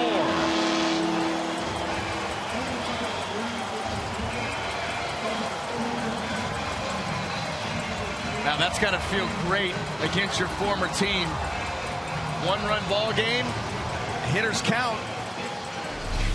Didn't miss it.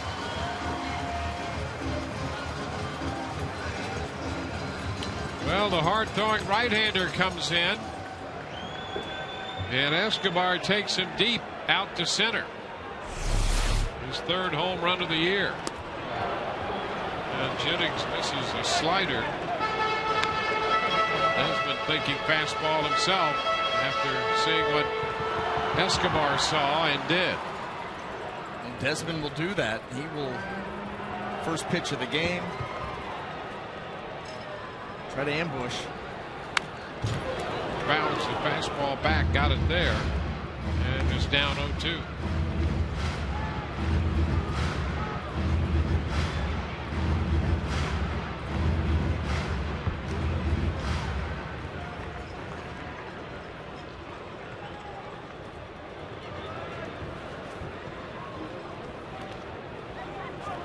One ball, 2 strikes.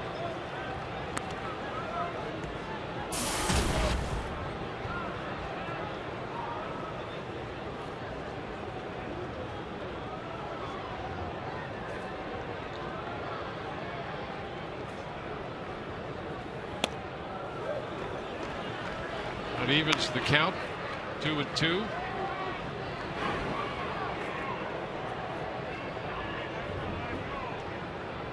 R.A. Dickey out of this game so far as a decision is concerned now. Ground ball handled by DeRosa at second.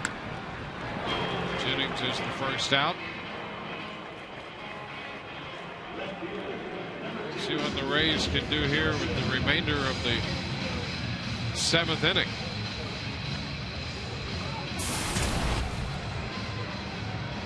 Rays have managed to put the leadoff man on base only twice tonight, when Loney walked in the 6th and the leadoff home run from Escobar in the 7th.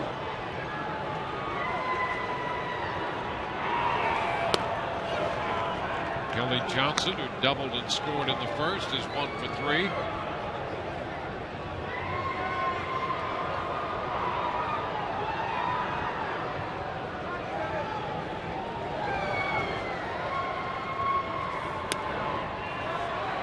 Yeah, Johnson's had a nice run here over the last couple of weeks, and you know, it was about 3 weeks ago or so that Derek Shelton spent some time with him, and you don't necessarily want to get those hands too low, but he lowered his hands a little bit, thinking that that got him into the swing a little quicker. He has that slight uppercut swing, and when you have the hands high, they got to go a long way to get down into the hitting zone and then up and out of there. So you lower the hands, and the swing's able to get started a little bit quicker. And Kelly Johnson has shown that. He's been pretty productive over the last few weeks after getting off to that slow start, turning things around, building confidence. And you know, we've said that about a number of these Rays hitters, and that's why you see the offense doing what it's doing. Strike 3 call right there. 2-2 slider. So that's out number 2. Join the team with Rays seats and tickets. Choose from a variety of plans and get the best seats, biggest savings, and exclusive benefits throughout the year. Reserve your seats tonight by calling 888-FAN-RAYS or visiting RaysBaseball.com.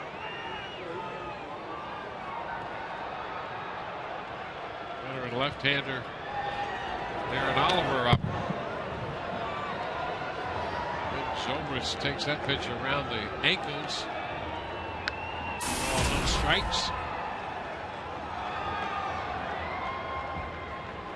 Rays bullpen busy. That's Joel Peralta.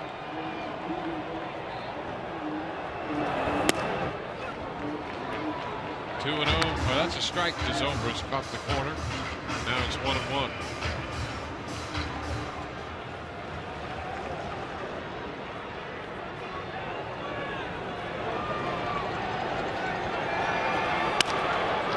Headed for DeRosa.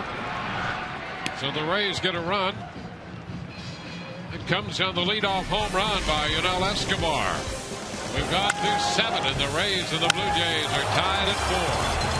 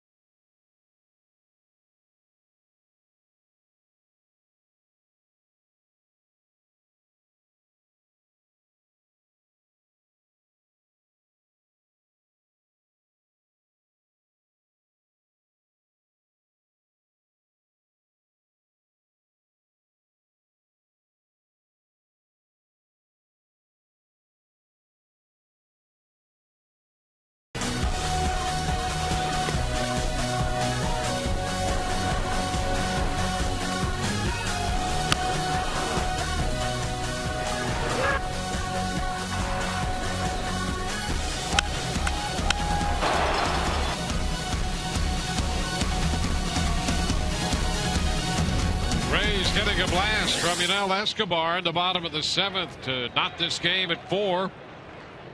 On to the 8th we go. David Price still out there on the hill. Jose Lobaton takes over behind the plate. Encarnacion. 1 ball, no strikes to Edwin Encarnacion, the first baseman.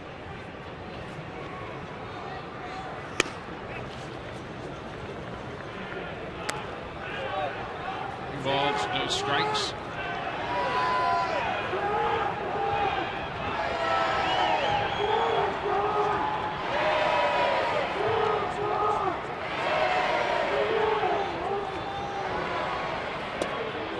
Price, though, to strike. Price started this inning having made 102 pitches. He's up to 105 right now.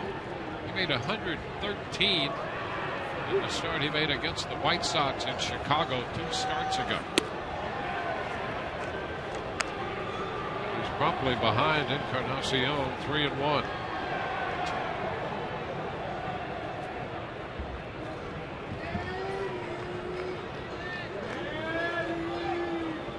Rosa on deck.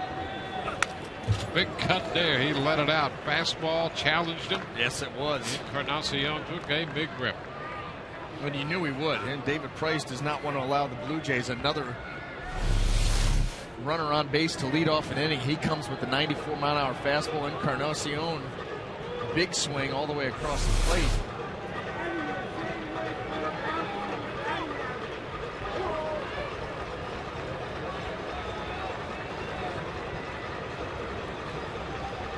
So a 3-2 count.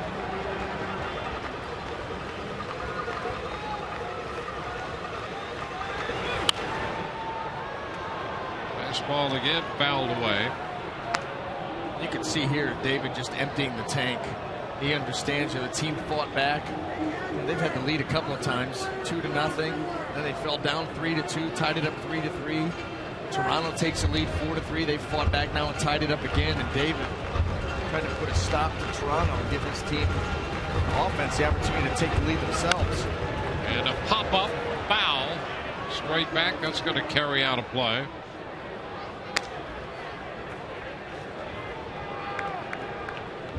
Encarnacion was hit by a pitch and scored the first run for the Blue Jays. Then he drove in a run with a base hit, but Price broke his bat. Up the base hit into right. And fly ball to right. The 5th, now 3-2. For the 3rd time, here is the 3-2 pitch. And a high fly ball hit deep into left center field. Jennings back to the track, and he's got room to make the catch. Well, Encarnacion gave it a bit of a ride on that fastball, but a couple steps left on the track for Jennings. Yeah, that ball didn't have the jump off the bat of Encarnacion that we see when we know that he gets one. Well struck, just didn't have that jump off the bat. Just missed the barrel.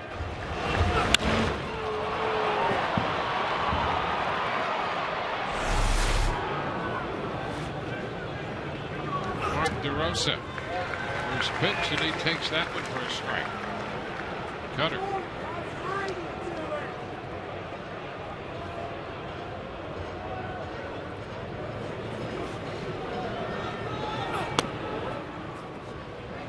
One and one.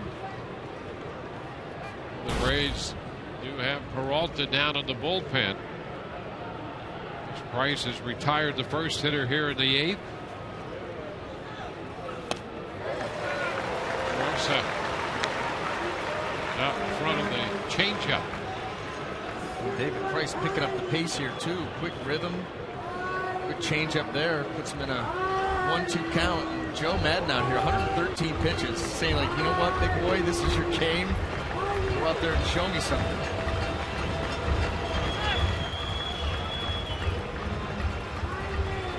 The Rays coming home ran into problems, a little short-handed for a couple days with position players, and the bullpen had been very busy. Price pitching into the 8th inning tonight. Ooh, very close. started that cutter outside and hoped to find the corner. Didn't quite cut enough.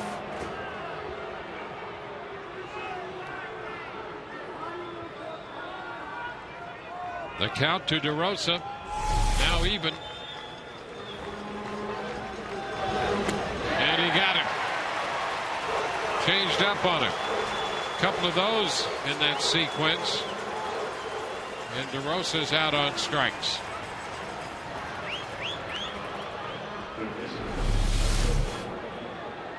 Circle change.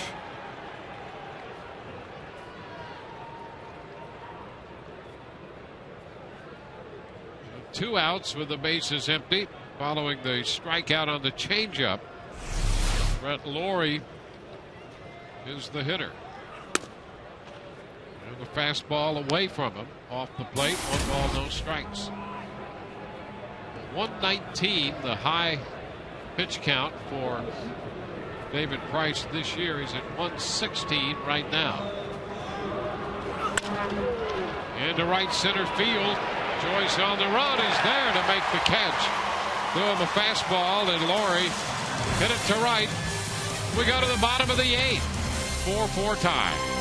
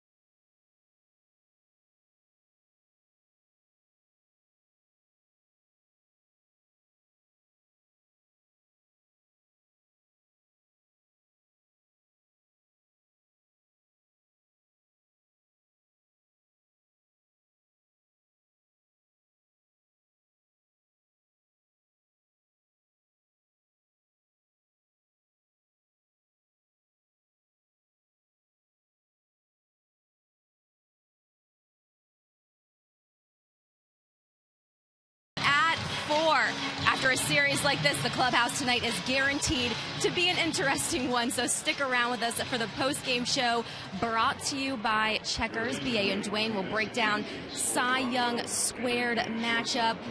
I'll have post-game interviews from the clubhouse, including Madden, one of the most colorful managers in baseball, and of course Todd and Orestes will be hosting. All right, Kelly, we'll look forward to that as Evan Longoria leads off the bottom of the 8th. First pitch is a strike. Evan double homer run back in the first and hit a hot shot line drive to third in the third, caught by Lawrie.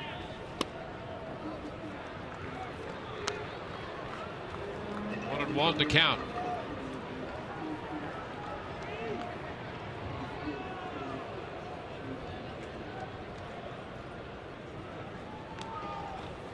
Ground ball up the middle. Base hit to center to open the bottom of the 8th. So a runner aboard. And we'll check in with Todd Callis. All right, Dwayne, quickly, just an update on Jose Molina. As you might expect, bruised right knee day to day. Back to you. All right, well, it was just a matter of time before that thing stiffened up on him. And so Lobaton taking over in the top half of this inning. Rays with a base runner and a Metro PCS call to the bullpen coming.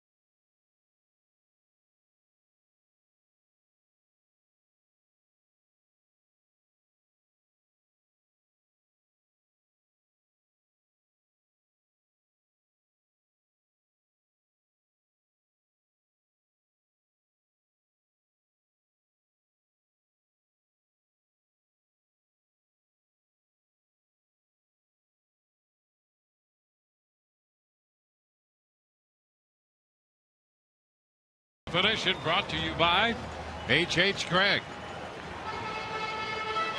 Pitching change for the Toronto Blue Jays. The 42-year-old left-hander Darren Oliver in the game.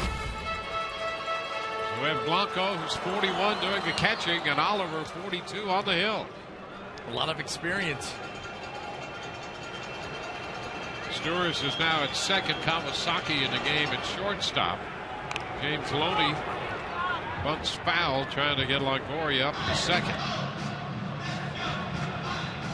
Rays going to try to do whatever they can to get this run.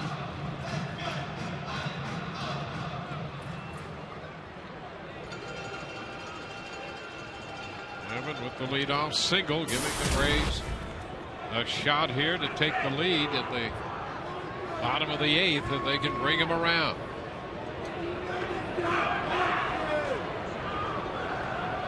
Loney bunting again. Oliver looks to second, but he'll go to first with the throw. Encarnacion back to take the peg. And you know, you don't see Joe Madden do that very often. The straight sacrifice bunt, if it was indeed put on, and you expect that it was. This is not in the Rays playbook very often. Sack bunt, but it was effective. Runner on second now with one out. James Loney, and James Loney has been swinging a nice bat. We've talked about that, but he's been hitting lefties at a pretty high clip. Absolutely. And Darren Oliver's not going to be the guy that's going to blow you away. He's 4 strikeouts in 13 innings. But runner in scoring position, one out. Looks like Ryan Roberts coming to the plate. Yeah, Roberts will pinch hit before they pitch to him. Pete Walker's out there to talk with Darren Oliver in the infield. The Rays have Longoria in scoring position. Roberts has faced Oliver before. He's 0 for 2 with a strikeout against him.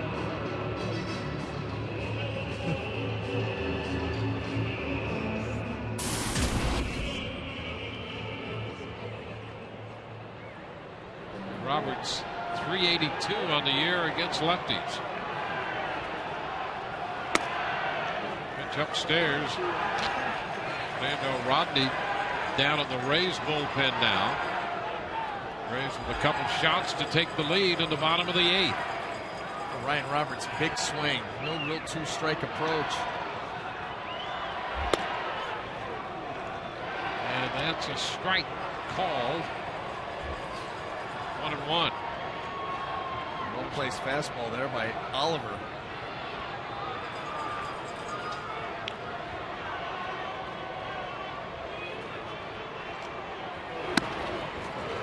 Outside, 2 balls and a strike. Roberts 3 out of 8 in the series.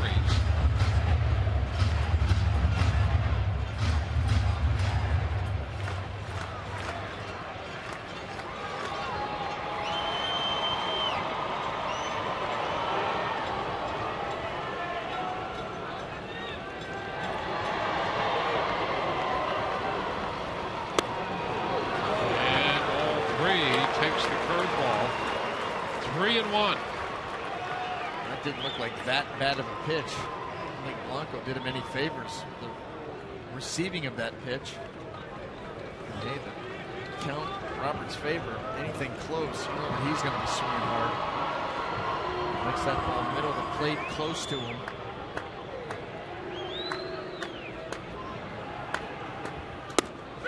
And a strike at the knees. Came back with a curveball. 3-1. Looked like it was the same pitch. I mean, the same pitch. And it was. Absolutely. Yeah, I mean, the one before was good, but Blanco didn't actually receive it very well. That one he did a better job of. That was the same sticking pitch.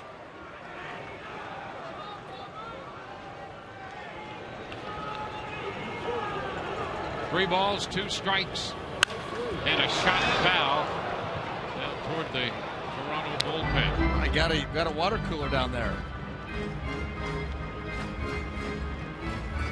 Quick work.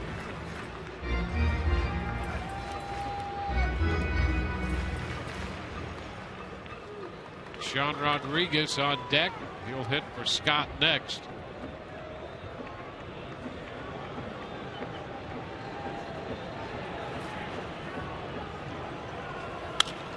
Roberts up the right side this time, and it's going to be foul.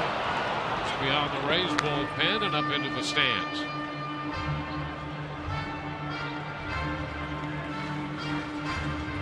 Rays tied the game in the 7th on the Escobar home run.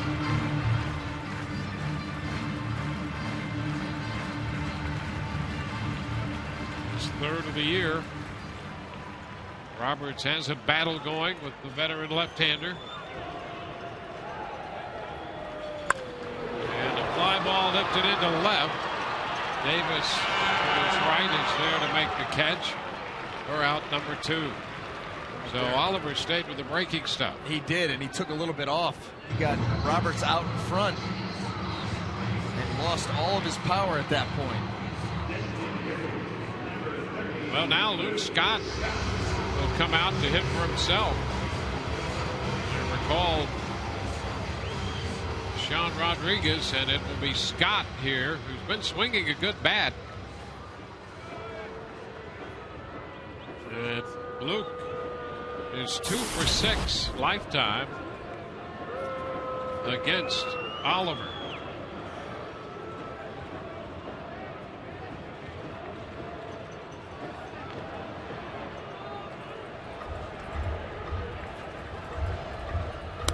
The pitch is outside. 1 ball, no strikes.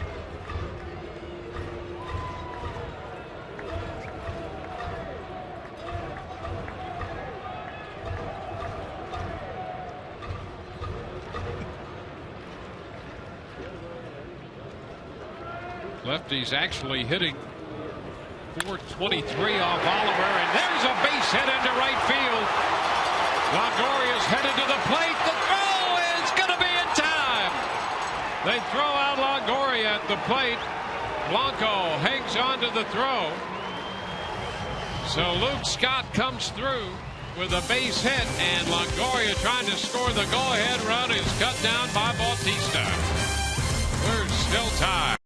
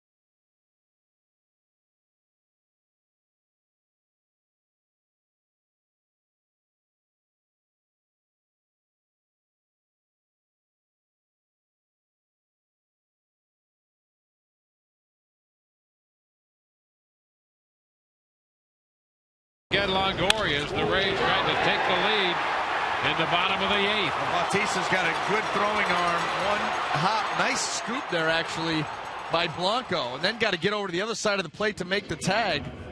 Gets Evan right on the ankle.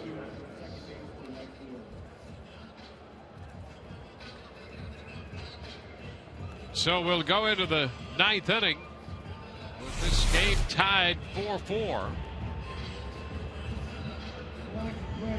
And Fernando Rodney takes over on the hill.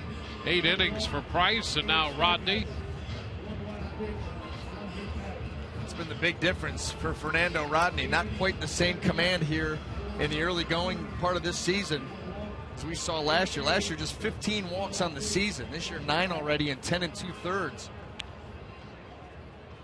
Ron Roberts will stay in the game to play second base, and Ben Zobrist moves from second to right field. Joyce lifted for the pinch hitter.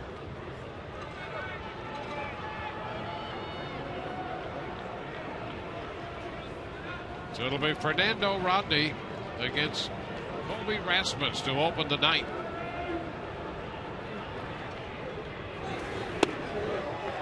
And the changeup has Rasmus out front, strike one. Fernando guessed right. Rasmus sitting dead red heater. Couple of hits for Rasmus off the Rays right-hander.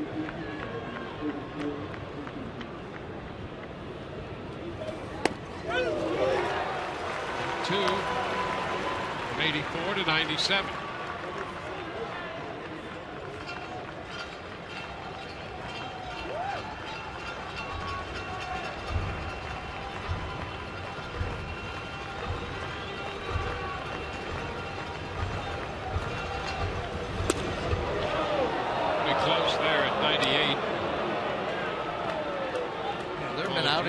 That we've seen Fernando come in, and he's 93, 94. Now, if he gets in trouble, all of a sudden that fastball will jump out. Well, he is bringing the A game tonight. 97, 98. First two heaters that Rasmus sees. And he strikes him out for the change. Well, that sequence, a familiar scene from a year ago. And there's just so much room to cover between 98 and 84. You got to respect that fastball, high velocity, and then you see that mid 80s. Can't blame the guy. Maicer Sturis, the second baseman. Takes a pitch away. He delivers that changeup exactly like the fastball. Same spin, same arm speed. A huge differential. Bigger than you're going to see with most guys.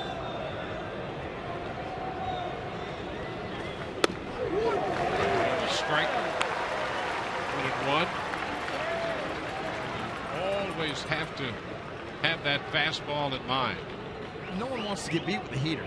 Nobody likes to get beat with the fastball, so you've got to be geared up for that 97, 98, 96. Out to second base. Roberts has it. So 2 up and 2 down in the ninth inning. That's what's coming up tomorrow on Rays Live, the pregame show presented by your Gulf Coast Honda dealers.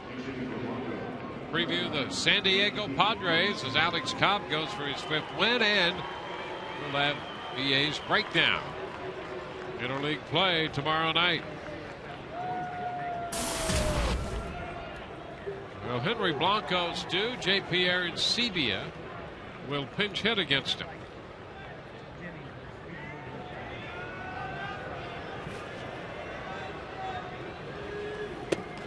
The pitch is a strike.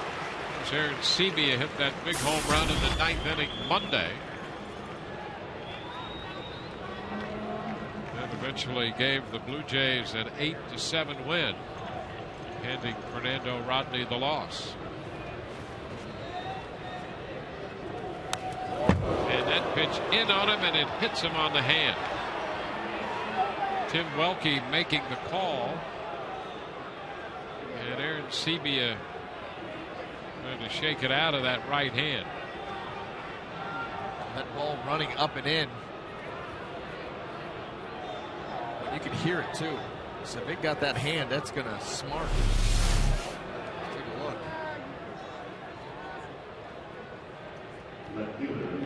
Oh yeah. Yep. Ouch.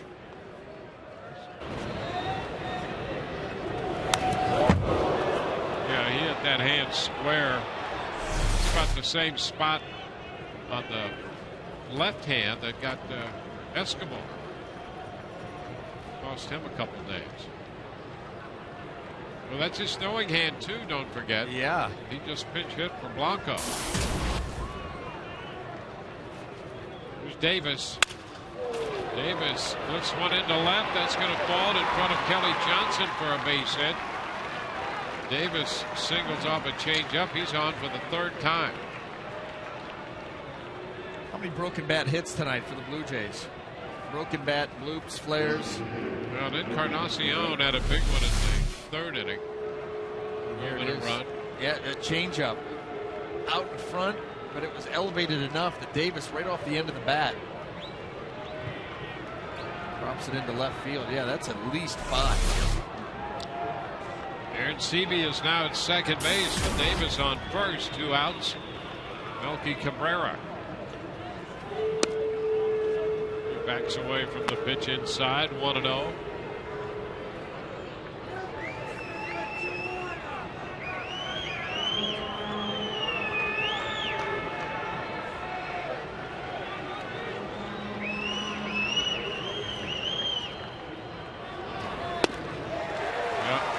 Change up. 0-1 strike. First 2 men retired. Then Aaron Sebia hit by the pitch. Davis with a change up, drops a base hit into left. 1-1 to count to Cabrera.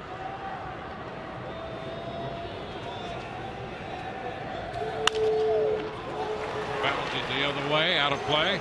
That hit 100.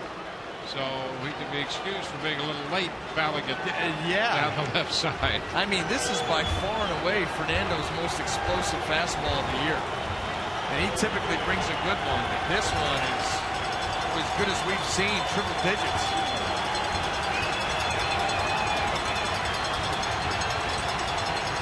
One-two. Going in. 99 on that one.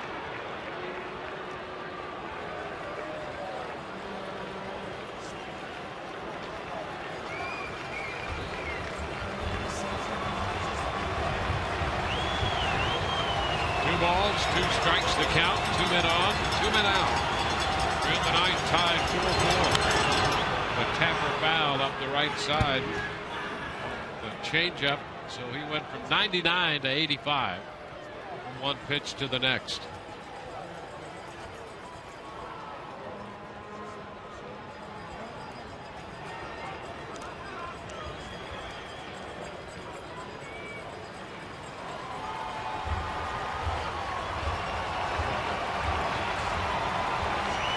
Got a run in the 7th to tie it, and a man thrown out at the plate in the 8th. We're in the 9th.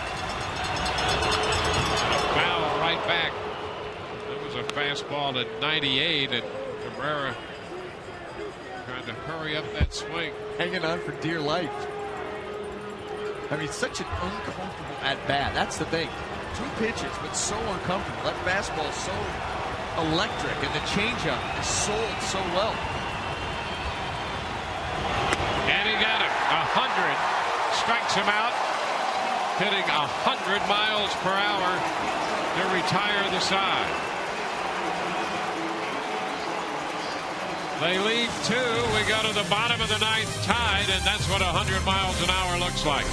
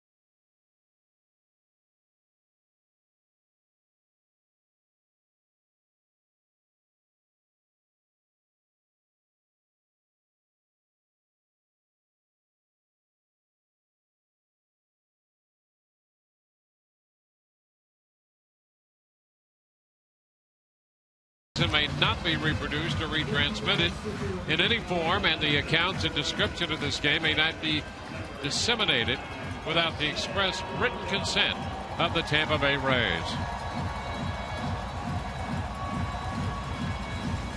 4-4 ties. We go to the bottom of the ninth inning. J. Pierre and Sebia behind the plate after pinch hitting in the top of the inning. Don't forget, he was hit on the throwing hand by that pitch. See if that becomes a factor.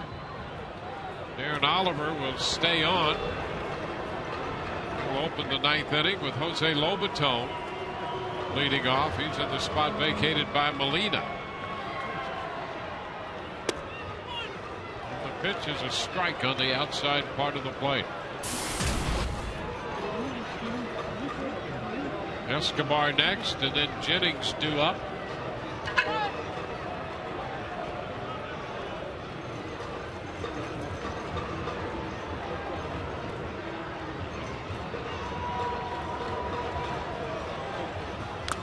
Big cut and a foul right back into the mid of Aaron Sebia. Visions of ending this ball game for Jose Lobaton. Yes, visions of ice cream for everyone. Or plantains. Yeah, maybe a plantain, yeah.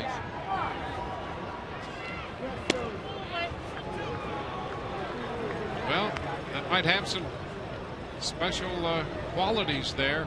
He hit 100 a couple of twice times in that same at bat to Cabrera.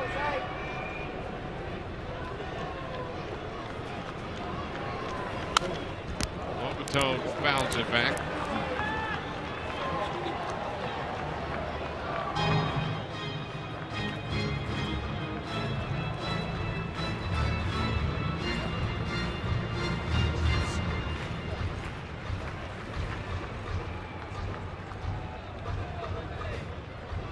Ball, 2 strikes. Oh, strike 3 call.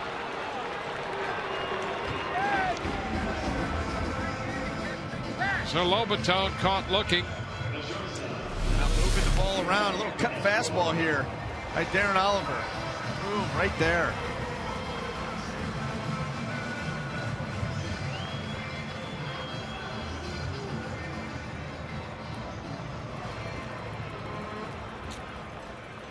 You know, Escobar.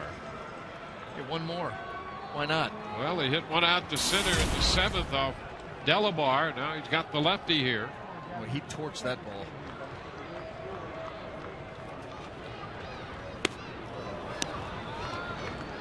Ball, no strikes.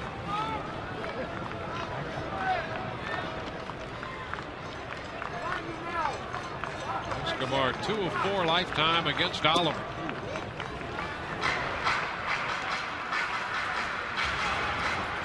3-1 in the 7th inning and connected, driving it out to center.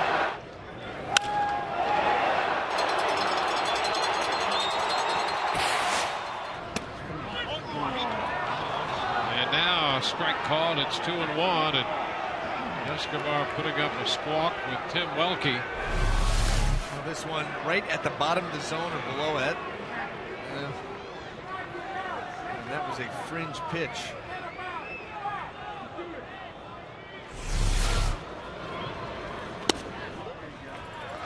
Wide, 3 balls and a strike. Again, the count to Escobar.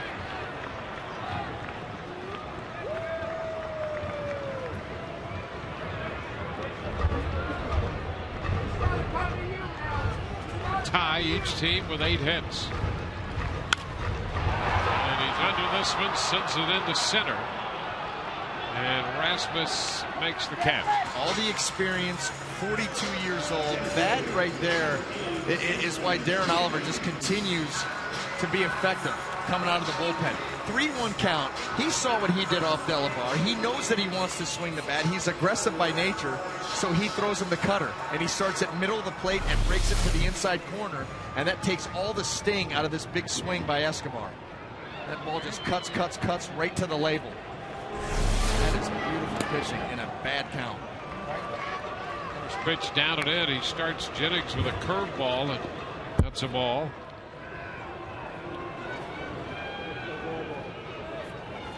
20th year. 42 years old, Darren Oliver.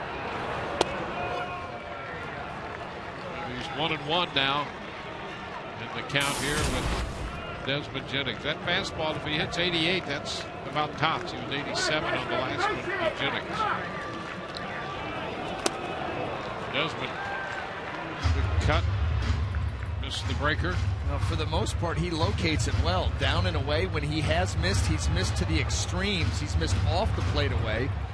He hasn't missed out over, and that's as a hitter. That's what you're looking for. That one mistake, when you get it, you got to cash in. See all balls, 2 strikes. All those misses.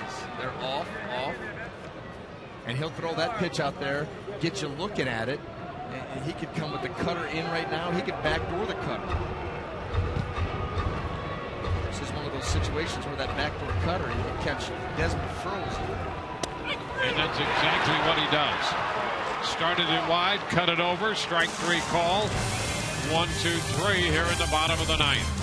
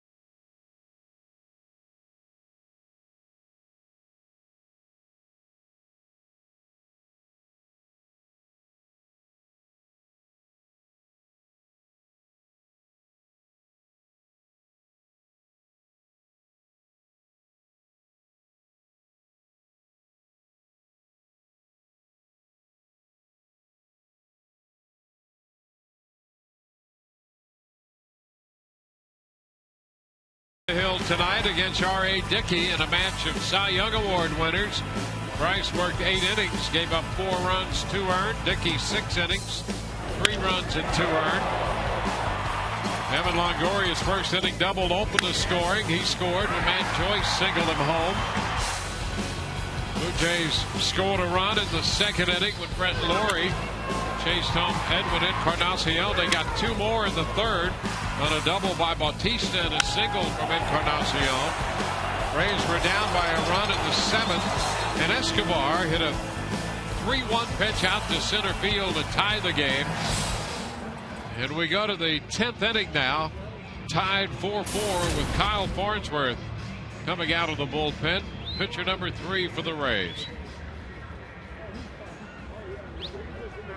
Bryce worked 8. Rodney worked 1, and now Kyle Farnsworth. Cesar Ramos up in the bullpen for the Rays as well. First pitch, Bautista hits it on the ground to Escobar. And boy, that's nice to get him out on 1 pitch. 10th inning underway, 1 out, nobody on. Boy, the bottom of the 9th inning, and actually in the 8th, the Rays had a man thrown out at the plate, but Darren Oliver really did a great job in the bottom of the 9th for the Toronto Blue Jays. Well, he really did. And the last 2 hitters, especially.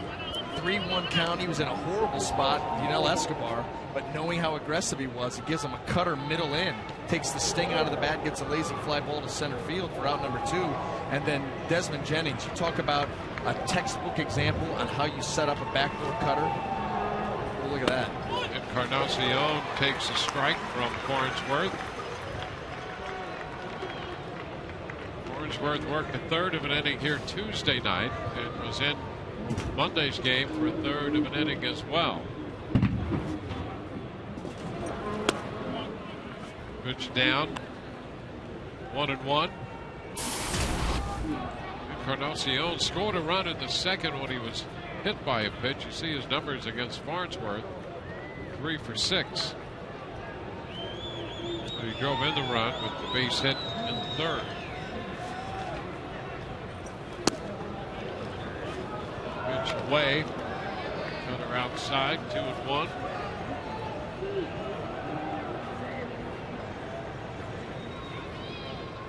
Kawasaki there on deck.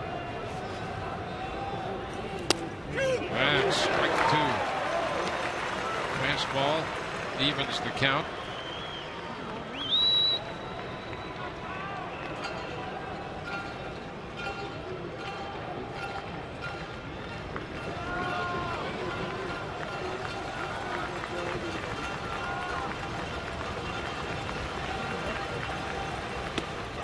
And now it's a full count, 3-2.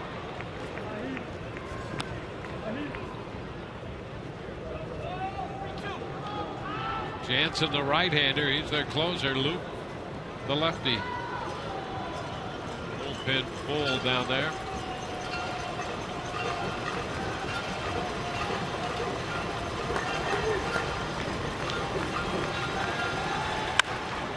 And it's popped up.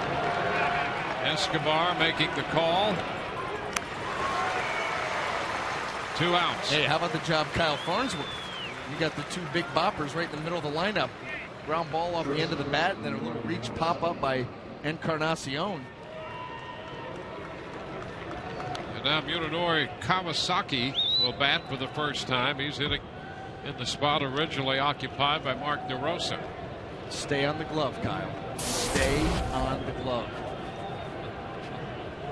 Pay no mind to what's going on in the batter's box. Because you're never quite sure what movement's going to be going on there. A couple of neat deep ends. Here we go. Yoga. Switch is down. Ball, no strikes. Yeah, he's a treat to watch. There's no question about that. I mean, pre-game, during the game.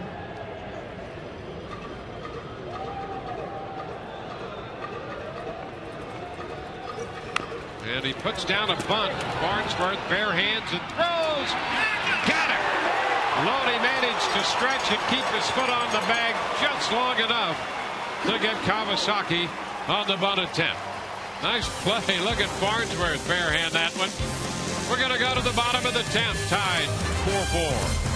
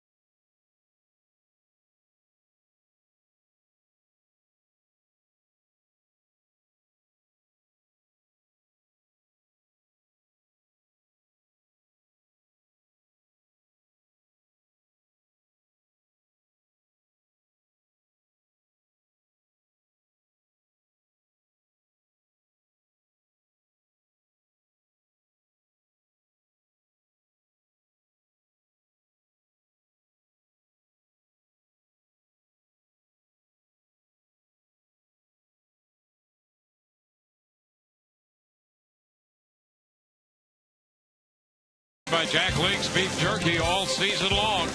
Jack Link's Beef Jerky. Feed your wild side.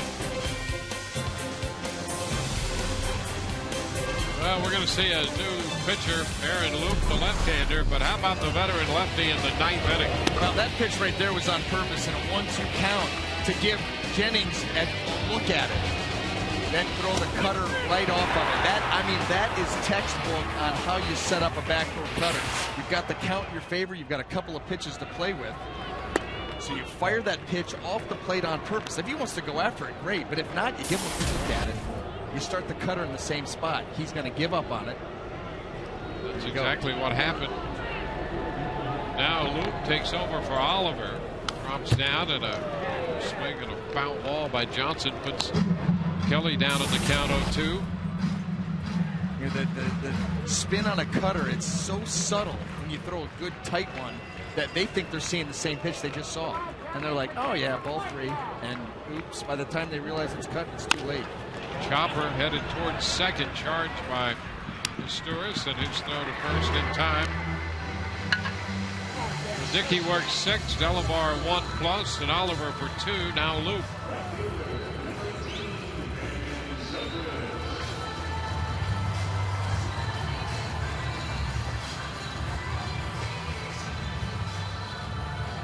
Ben Zobrist.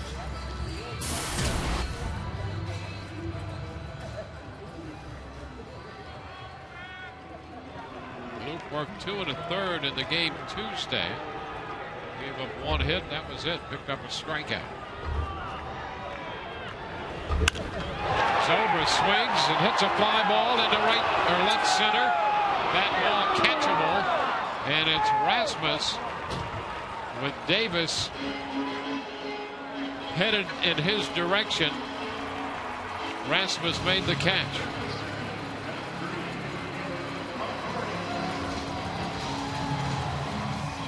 Two outs in the 10th. Evan Longoria will bat. Pete Walker, the pitching coach, trots to the mound to have a chat with Luke. They have Lincoln, the right-hander, Brad Lincoln, throwing in the bullpen down the left field side. San Diego Padres coming in over the weekend, interleague play. Alex Cobb will open that series for the Rays. Real good pitching matchup. Game 1 right out of the gate. Friday night special. As opposed to the Saturday night special. We got a little music going Saturday night.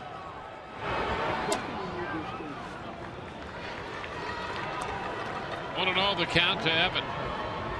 We got a flower pot on Sunday. Got it all this weekend.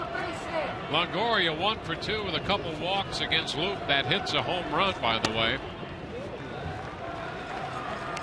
So that was enough to have Pete Walker come out and have a conversation with Luke. James Loney on deck. And a fly ball back into deep right center field. That's got some carry. One hop the wall.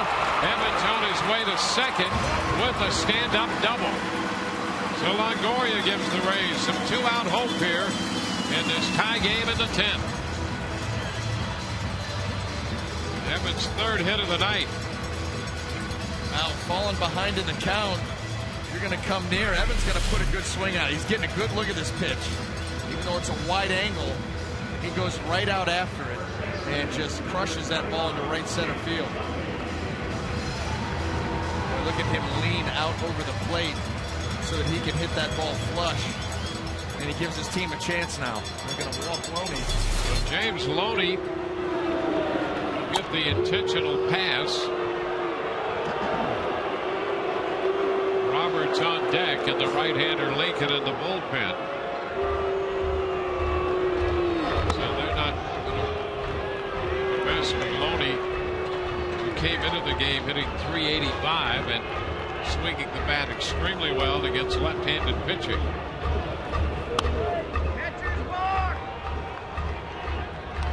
This will send him down to first, which was open anyway.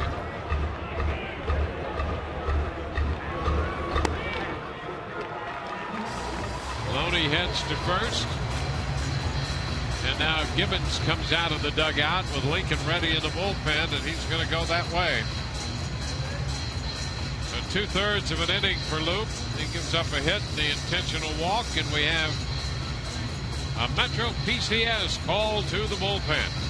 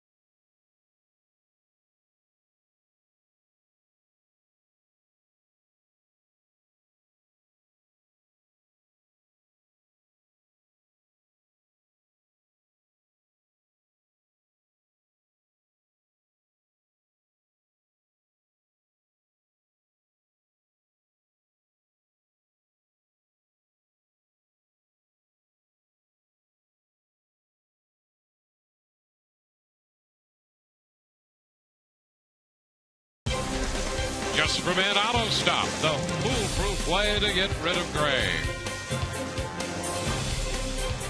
Moves being made here with Brad Lincoln on to face the right-handed bat of Ryan Roberts. Roberts 2 for 4 with a couple runs batted in against Lincoln. Lincoln came on to pitch in the game Tuesday. Half was struck by that line drive and gave up a base hit to Roberts, the first man he faced, and that drove in a run. So it's Roberts and Lincoln here in the 10th with Longoria at second. Loney's been walked. He's at first. And a breaking ball. Misses. 1 ball, no strikes. Evan was at second base in the 8th inning. And Luke Scott singled a right, and they threw Longoria out at the plate.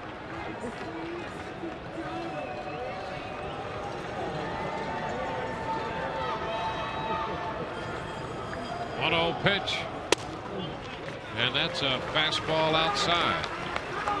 2 balls, no strikes. Scott on deck.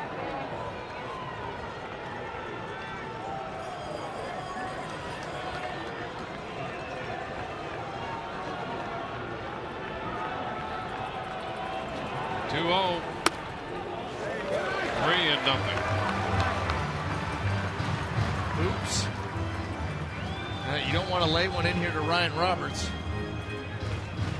And you've got the left-handed, lurking. Got himself in a spot here. 3 balls, no strikes. Roberts takes a strike. He won't take it again. He will not take it again. That ball will get hammered. He must have been told to that.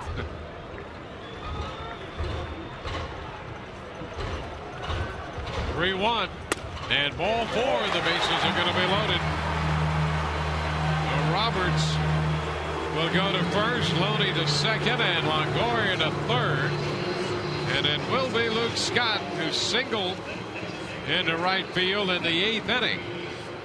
With Longoria at second, only to see Evan caught at the plate. Now another opportunity for Scott to drive in Longoria. Yeah, a great chance here for Luke Scott. Be patient. He's got nowhere to put you. He's got to come in the zone. This all started with 2 outs and Evan Longoria shooting on to right center field.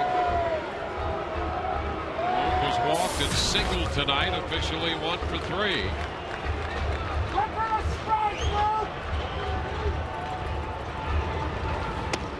And the first pitch is a fastball strike.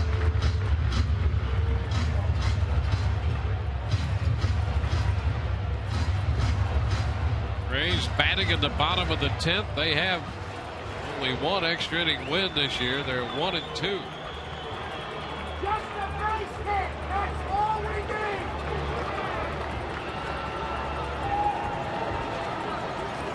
And a cut and a miss. Goes down 2 strikes. Well, you get 3. We just pulled off this a little bit. Ball running away from him up in the zone.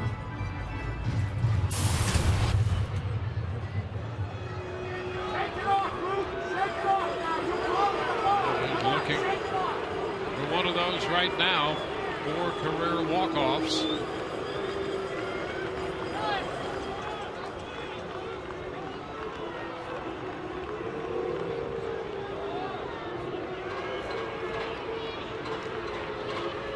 Jays have the shortstop Kawasaki up the middle. A step or 2 to the shortstop side of the bag.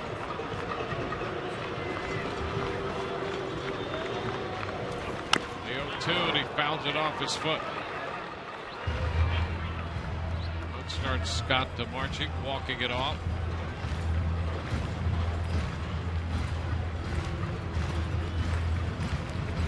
Rays with 9 hits. Blue Jays with 8. This game has been tied since the 7th inning when Yunel Escobar hit a home run to dead center.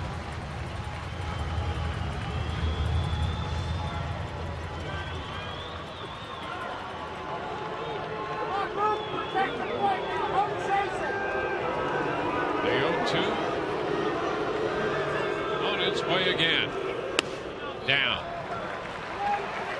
And you better have faith in your catcher, too, because you're trying to get Luke Scott to chase. That ball very close to the dirt. One bad kick. We've seen that all series long, though. Aaron Sebia does a great job of smothering pitches, blocking balls, very active behind the plate.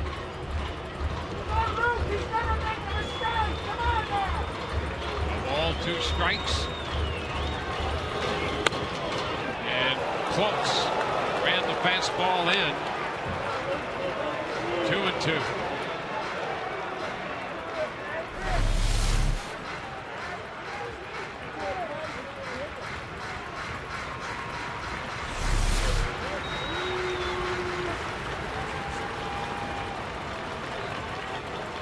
Two balls, 2 strikes. Got ahead 0-2. Lincoln did. Missed with a breaking ball, missed with a fastball. Here we go. 2-2. And down and in. Aaron Sebia on that fastball down and in, picked it. Oh, he had to.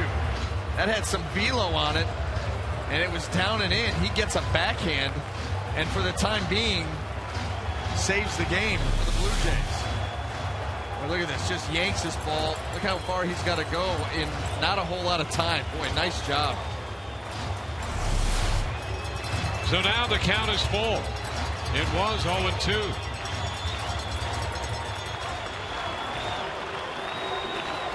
Three balls, 2 strikes. Started with 2 outs. Here it is. And ball 4. This game is over. Luke Scott draws a bases-loaded walk, forcing home Evan Longoria, and the Rays win it 5-4. Boy, Scott was down 0-2 and works Lincoln for the walk. And the Rays will gain a split in this series. They win this one in 10 innings, 5-4. The Rays in extra innings this year 2-2, and they finish this 4-game series 2 up and 2 down against the Toronto Blue Jays. And all of that began with 2 outs. Longoria, who was thrown out trying to score the go-ahead run in the 8th, is walked home from third base after a 2-out double by Longoria. The Rays load the bases, and Luke Scott draws the bases-loaded walk to end it. As we promised earlier in the game, it's Miller time, brought to you by Miller Lite. And there's the pitch low, a fastball down.